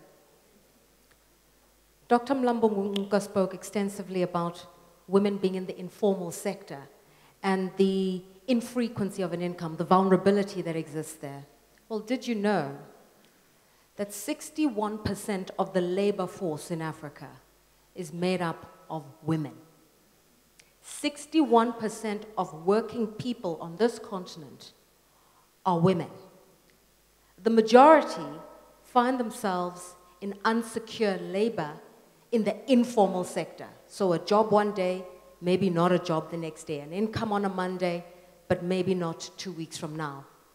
And the majority of them work the fields and till the land. Why, if those are the facts before us? Why are we even having this conversation about women and the African renewal? There is no African economy without women. So why the disconnect? I would answer that, simply put, the disconnect is simple. Patriarchy rewards those who benefit from it. As simple as all that. We are in this system because it benefits those who benefit from it. The patriarchal dividend is something that needs to be understood very clearly. It's very clear that if women were empowered, the whole world would benefit. Africa would benefit. But look, we are led by people who are not in this for people, but for themselves. As simple as all that. And to me, as long as we don't have servant leaders, as long as we have politicians who are in this to make sure that they siphon money of the government for the party and for themselves, we are not going to go anywhere. I don't think it's about people not knowing that it will benefit people. But how many politicians have you seen who care about the people, really? Most of them don't. They just use the people. So as far as I'm concerned, look, capitalism was built on the backs of African women. And now, the new capitalists we have, and the Africans who've taken over from the colonials, are also working on our backs. That is what is going on. So as far as I'm concerned, the issue is about looking at the gender pay gap. Let's make sure that is done justice to. Access to justice must be looked at. Because most of us, it's not that we are not being wronged, but we can't afford a lawyer to get it right. It's very, very expensive. I'll end by saying the simple issue here about employment and women is that we need to urgently destroy patriarchy in all its forms and the way people are benefiting from patriarchy.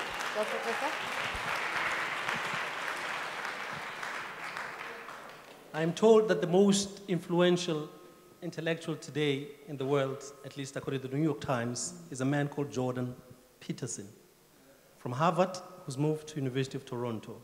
He's got an incredible number of followers on YouTube. Now, what I said earlier about a subject such as this, such as gender equality, although we are agreed here, Jordan Peterson is appealing to young men because he's giving them a particular kind of message, which is a dangerous message, but it's quite appealing, that men have lost their masculinities. Now, about labor and the workforce, this touches on the question of time use, right? Not only time use and women working double shift, even the women in the middle classes, that they would work, be occupied at university, and they have to work when they get home. Women work the farms, they work at home. And clearly, something has to give.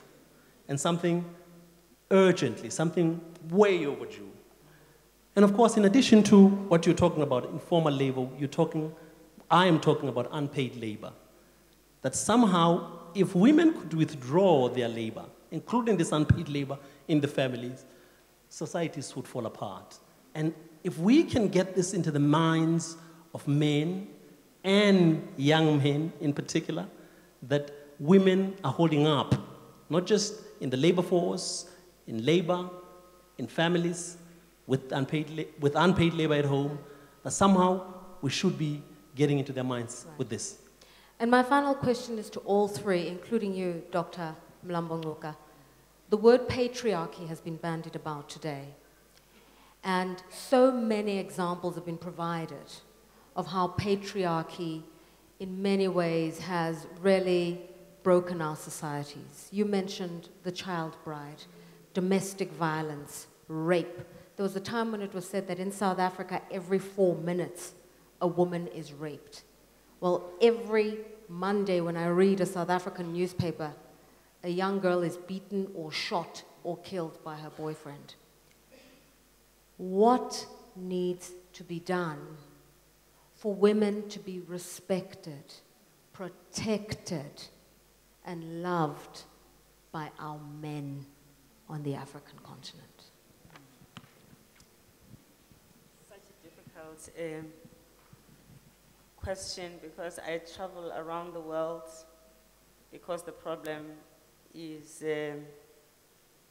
everywhere.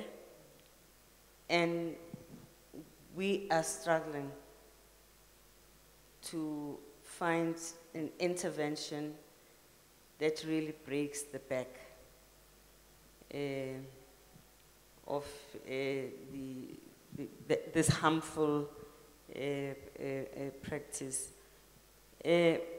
Uganda has a program. It's one of those that we are now studying, and we are testing it in the South Pacific. In its simplest form, it is in a community where everyone who matters in that community is part of the program. From the police, the shopkeeper, everybody. And you literally keep almost something like a logbook on incidences. There's no one who can go home and beat. Some go home and have a fight with their partner because their partner has told about what happened at home, because everybody is accountable to each other. And they do door-to-door, they do visits, and so on. In 2 years, the incidence of violence in that it's a district dropped by 50%. And it's happened now, I think it's its third year. We're trying it in Papua New Guinea, which is another, because the violence is so bad in Africa. The epicenter of violence in the world is actually in the Pacific. So you can imagine how worse and how horrible it is there. The second thing is the resilience of law enforcement. When there is no accountability and no consequence, men do it because they can. People become serial rapists because it just becomes a thing that you do. Like, some of you like to play games. It just becomes just a thing that somebody do. And we're trying to do a study now about whether you've got a lot of men who are rapists or a few men who rape a lot. And that would happen because of law enforcement. Because, you could do it again on campuses. In some campuses, that is what was found, that it was the same handful of men, and sometimes they do it as gangs. It just becomes a game. So there is something to be said about how resilient our law enforcement is, and how law enforcement actually understand what is at stake. So investing in your police, in your magistrates, in everybody in the value chain, we have also seen it work in some of the countries. And some countries, the issue of drinking also becomes an issue, because a lot of violence also happens after there has been some drinking. We actually have a program in South Africa with taverns in Klerksdorp, he for she, with the Catholic Bishops' Conference, which is actually, I think, going to give us an insight into how that environment where there's liquor can be oppressive, but also you could actually find people that are willing to do something about the problem. So there isn't a silver bullet right now, which is quite, if it does not come from UN Women, we run the biggest fund in the world on ending violence against women, which operates in 190 countries. And people do, women try all kinds of things. All kinds of things have been tried, but there isn't a country of the countries where we are active where I can say we've turned it around. Also, the absence of leadership in countries with explicit zero tolerance. Explicit zero tolerance. So, yeah, I think none is unnecessary. We need everybody, really. I am particularly taken by this question, because I've been going around since March 2015 in particular, asking a simple question, a set of questions, such as Lerato has asked. Why do African women love African men? Yeah, love. Why? Somebody has asked it already. Why do African women, in a context such as South Africa or the Congo, the DRC, and other parts, I guess, of the world, but we're talking about Africa. Why do they marry African men?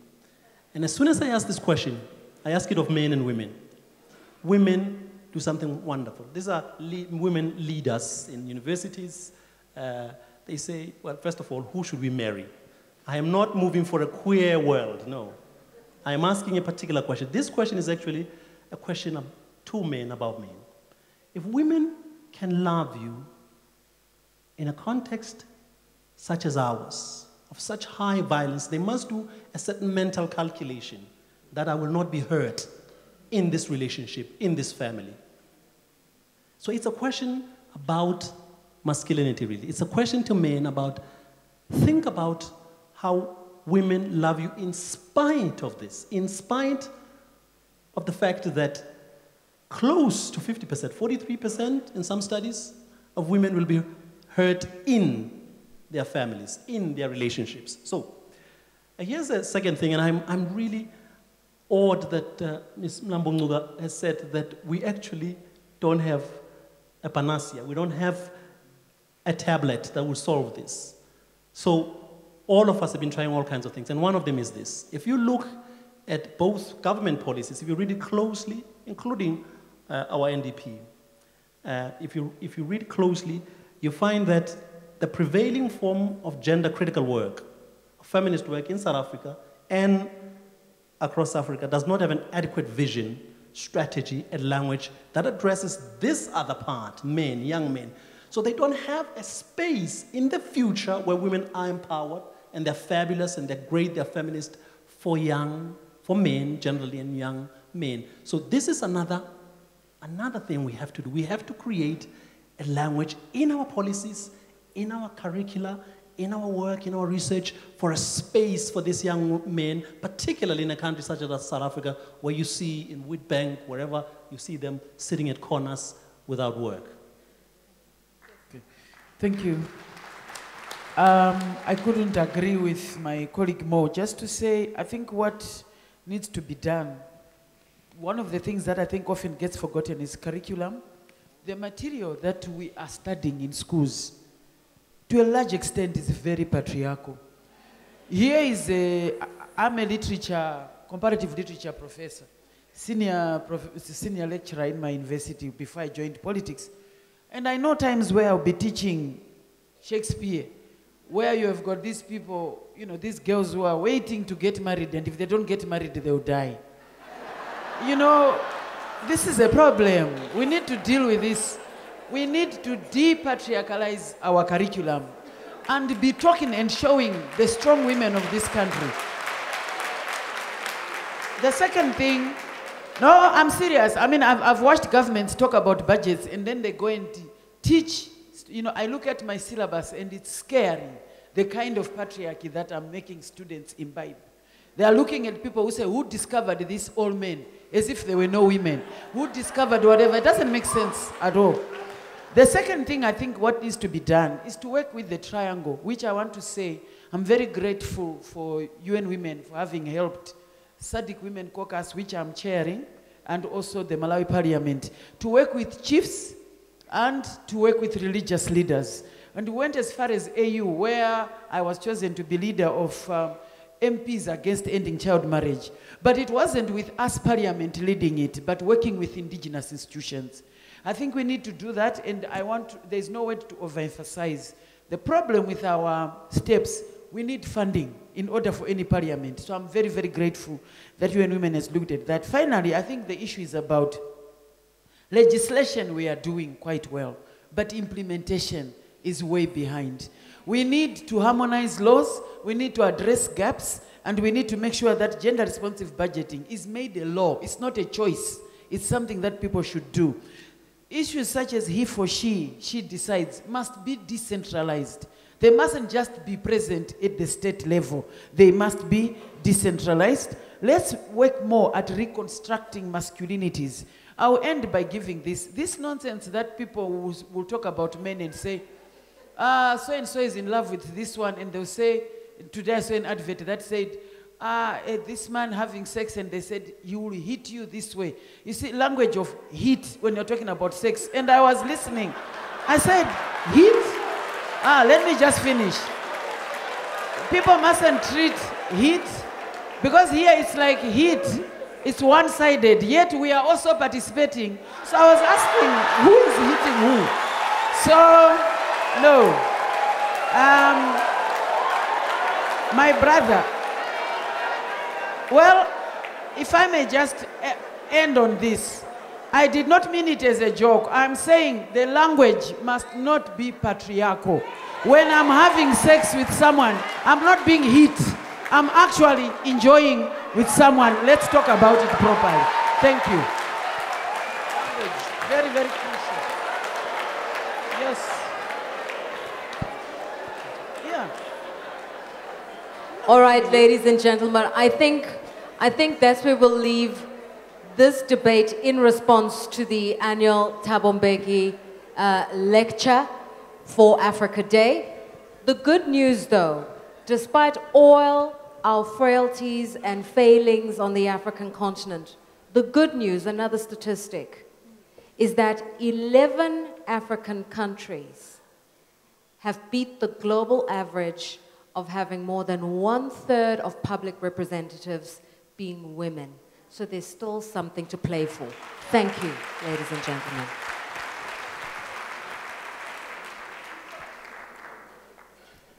What a Friday. It's worth it.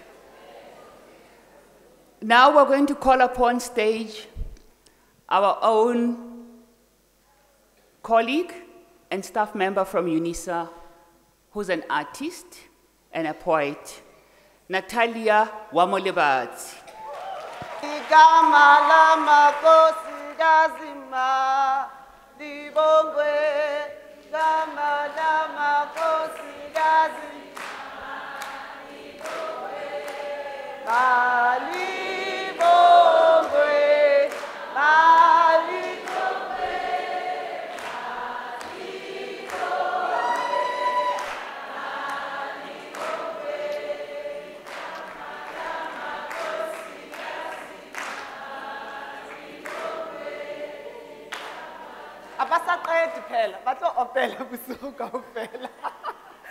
Good evening. No foreigners here. This woman is a city that carries no foreigners, only indigenous plants of this world. She is a village, is a planet, a riverbank, a stolen space, a future uprooted, and a vision ahead, sometimes a forgotten language. This woman is a world, a road, a constellation, a view from above, an entire life. This woman is a continent. She wakes, she breathes, and plays with water. She keeps her children safe. I want to be open and be inside the prayer, the song, the laments of the woman next to me, in another body, in this body, in another village, at another market, in a faraway land that is not foreign. This woman is a dance floor and a school of thought. This woman is a leftover poem to be savored, to be saved, to save herself. I want to be this woman. I want to be all people birthed by a woman, feminine, feminist, black, and queer, and beautiful. Get lost inside the breathing, the earthing, the dying. Take in the praying, the laughter, the eyelids betting, the tongues speaking home. Rena batho ba mobu le seretse, le peo tše agileng tlhare tša tswelelopele ya fasele. Rena batho speaking in tongues, speaking home in Sepedi, in Fulani, in Mandingo, in Wolof, in Arabic, in Kikuyu, in Zulu skies that open wide, wide, wide enough for all people. All people. Thank you.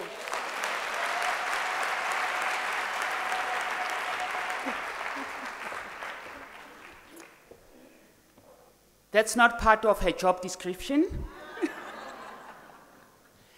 She works with books in the library, that's why she behaves like that. Our penultimate moment, we've been waiting for the moment. We had the first moment with Dr. Mlamanguka. Now we have our statesman, our former statesman, our proud Unisa Chancellor, Dr. Vuyelwa Thabo Mbeki, to come and give us thanks.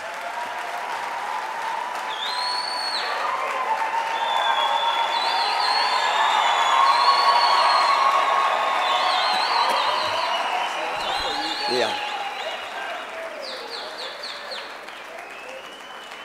Yeah, thanks a lot.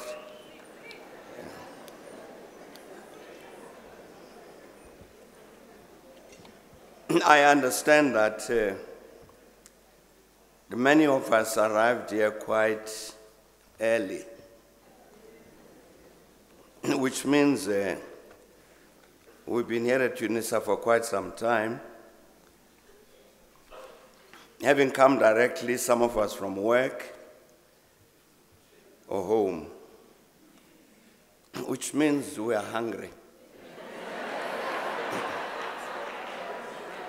I think it's correct, no?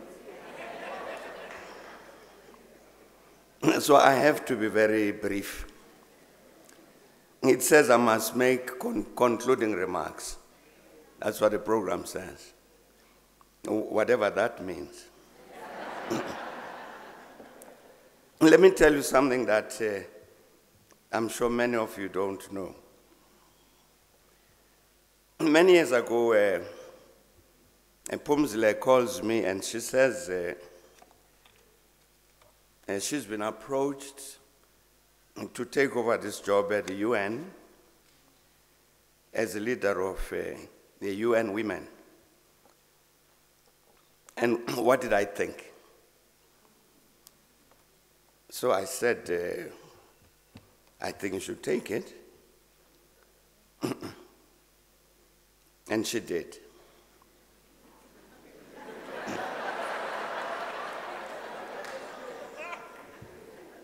What was interesting about that, this little story I've told you, is that the then Secretary General of the UN, Ban Ki-moon, didn't consult us when he chose her. It's because what she had done in her past, what she had said and done, had communicated itself to the Secretary General of the UN, such that the Secretary General, without consulting any one of us, said, I want her to come and head UN Women.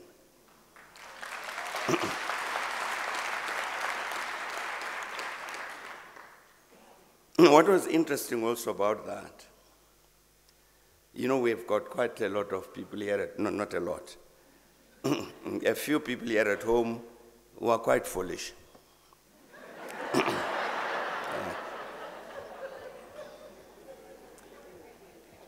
And some of these foolish people contacted Ban Ki-moon to object to his choice. And he said, I am not going to listen to foolish South Africans.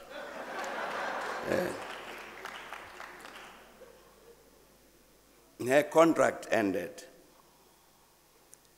and was renewed by the current Secretary General, Antonio Guterres. Again, he didn't consult. But unfortunately for us, these foolish South Africans had not disappeared. So they contacted Secretary General Guterres to object. And the new Secretary General of the UN said, I'm not listening to foolish South Africans. Now, I'm telling you that story to tell you about the quality of this person. That you could have people as far away as that, the Secretary General of the UN, who understood who she is and what she stood for.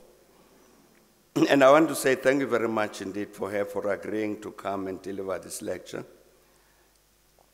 today. And when I was told that she had agreed to our approach, I was surprised and pleased, because I thought she had become a prisoner of the UN. And I'm very glad indeed that, Pumzile, you've done what you did today, together with the rest of the panel, including the facilitator, Lerato, because I think the way you've approached this subject has been correct. Very practical, very focused. It's not philosophical. Because the challenge we face on the continent about gender equality, empowerment of women, women's emancipation, is not a philosophical problem. It's a very, very practical problem. Correctly, Pumzile and others mentioned the fact, of course, that this is Africa Day. And so we were meeting to celebrate Africa Day. And therefore, necessarily, we've been talking, as she has been talking, as have the others on the panel, about Africa. And on many occasions, I've said that a lot of what needs to be done, what is missing on our continent, with regard to many of these challenges that Africa faces, are not policies. What's missing is implementation.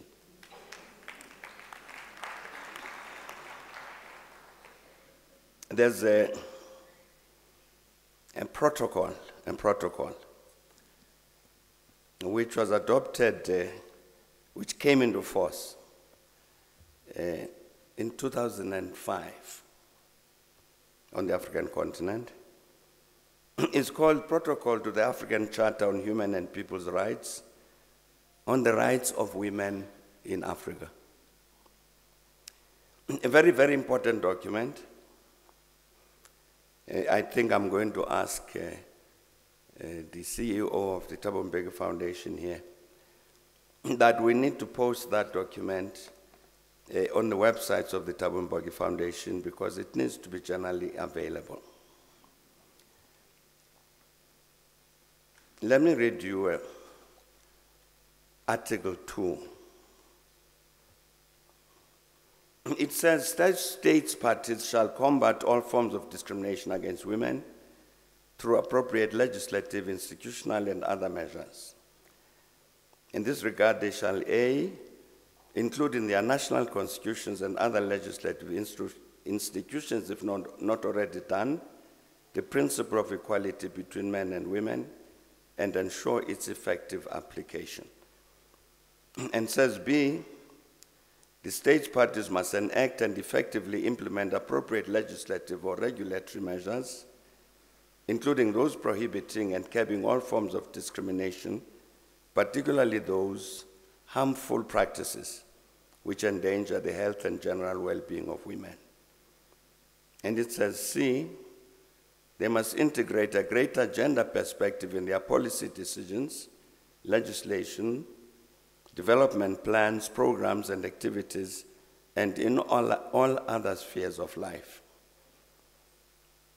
And D, that they must take corrective and positive action in those areas where discrimination against women in law and in fact continues to exist. And says the parties must support the local, national, regional, and continental initiatives directed at eradicating all forms of discrimination against women. And states parties shall commit themselves to modify the social and cultural patterns of conduct of women and men through public education, information, education, and communication strategies, with a view to achieving the elimination of harmful cultural and traditional practices, and all other practices which are based on the idea of the inferiority or the superiority of either of the sexes, or on stereotyped roles for women and men. I think, Dr. Phumzile Mlambo-Ngcuka, I don't think we can ask for a better commitment from the member states of the AU than that. And the importance of this is that this protocol came into force, as I was saying, in 2005, which means that it is the law in all countries that are members of the African Union. It's a law. It's binding policy.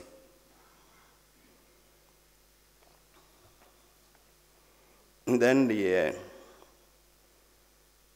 Phumzile mentioned the African Gender Scorecard.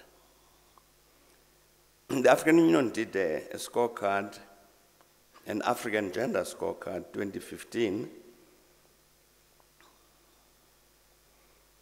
And one of the things it says, which has been mentioned, a review of the economic performance of African countries reveals remarkable economic growth in the past decade, averaging 5 to 7% and boasting 6 out of the 10 fastest growing economies in the world, which has been mentioned. And then talks about a promising outlook that is expected to continue into the future. And then makes this important observation. That's the Africa Gender Scorecard 2015. It says this rosy picture about this economic growth and so on. This rosy picture masks greatly alarming gender inequities and exclusion in the core sectors driving this economic growth, with negative multiplier effects on women's socioeconomic and political empowerment. It says gender parity in education at secondary and tertiary levels in Africa is alarmingly low, with women science researchers reported to stand at 33%, being only 33% only, being the lowest in all developing regions. And it says it is tragic that if the current rate of progress continues unchanged, it will take Africa 81 years to reach gender equality, having overshot Agenda 2063 by 33 additional years. The rosy picture about Africa rising is that it hides this reality of alarming gender inequalities, inequities, and exclusion. I think, given the manner in which our lecturer and the panelists have approached this matter today, I think all of us as we leave, we surely must live with this message that we know what is wrong. And we know, as I'm saying, that even this African continent has correct policies to address this matter about gender equality. What's missing is us in action. As Phumzile was saying, we do need to come to this point, really, of acting, consistent with the policies that we have, responding to the reality that we know, to make sure that this one issue, which is central to Africa's progress, is central. The matter of gender emancipation, women's emancipation, gender equality, that this matter is indeed addressed. And the issue, I think, is entirely in our hands. It's entirely in our hands because I think when we ask ourselves the question, with African countries having adopted these policy positions, why is it that 10 years after the coming into force of that protocol on women's rights, 10 years later, same African Union reports the negative outcome that we've achieved? I think what it tells us is that our governments will not act on these things until we, the people, act. Thanks a lot.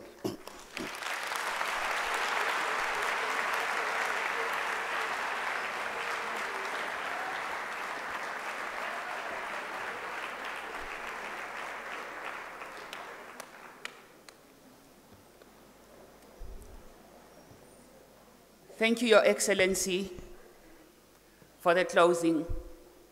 It's time now for us. I'm standing between you and going home and taking some refreshments. We just want to send a message, a vote of thanks to you, the guests, for honoring our 9th Thabo Mbeki Africa Day lecture.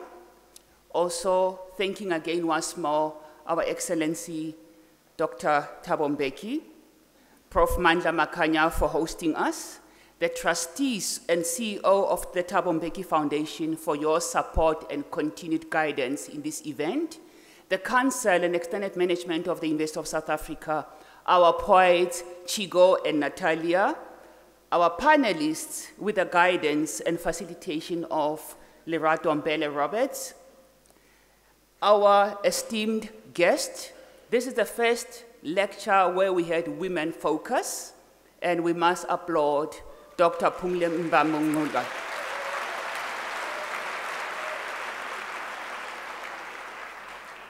We could not have done this without our support services, security personnel that you saw all over us, fire and emergency services, because you'll never know what would happen, our organizing team that you saw outside and the ones who sent the invites out, and in particular, our catering team that are going to ensure that we are served quite well after having a long day. We wish you a blessed weekend, travel safely, travel mercies, and thank you. And we would urge for you to remain where you are so that the delegates, our esteemed guests from the first row, can actually go through to that side. Thank you very much.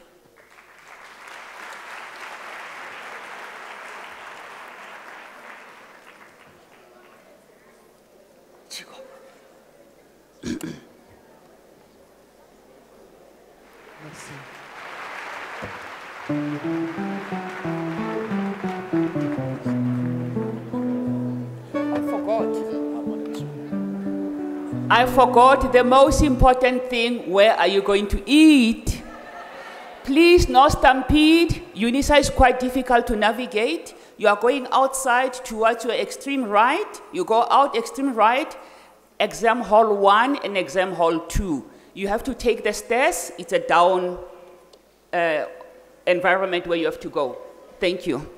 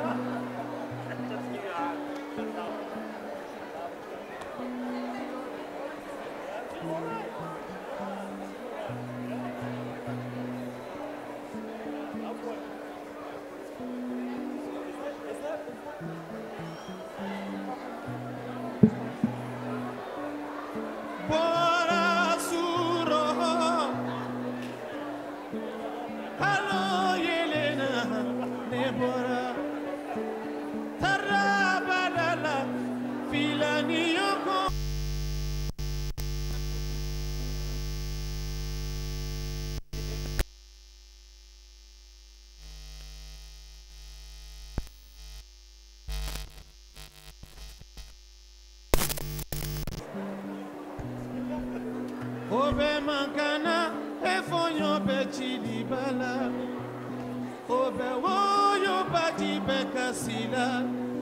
Obe mankana ejeke ube budutila. Dobe moni nana fosomono. Hamena kame filani yoko sheri masosakila. Anana me kame wo.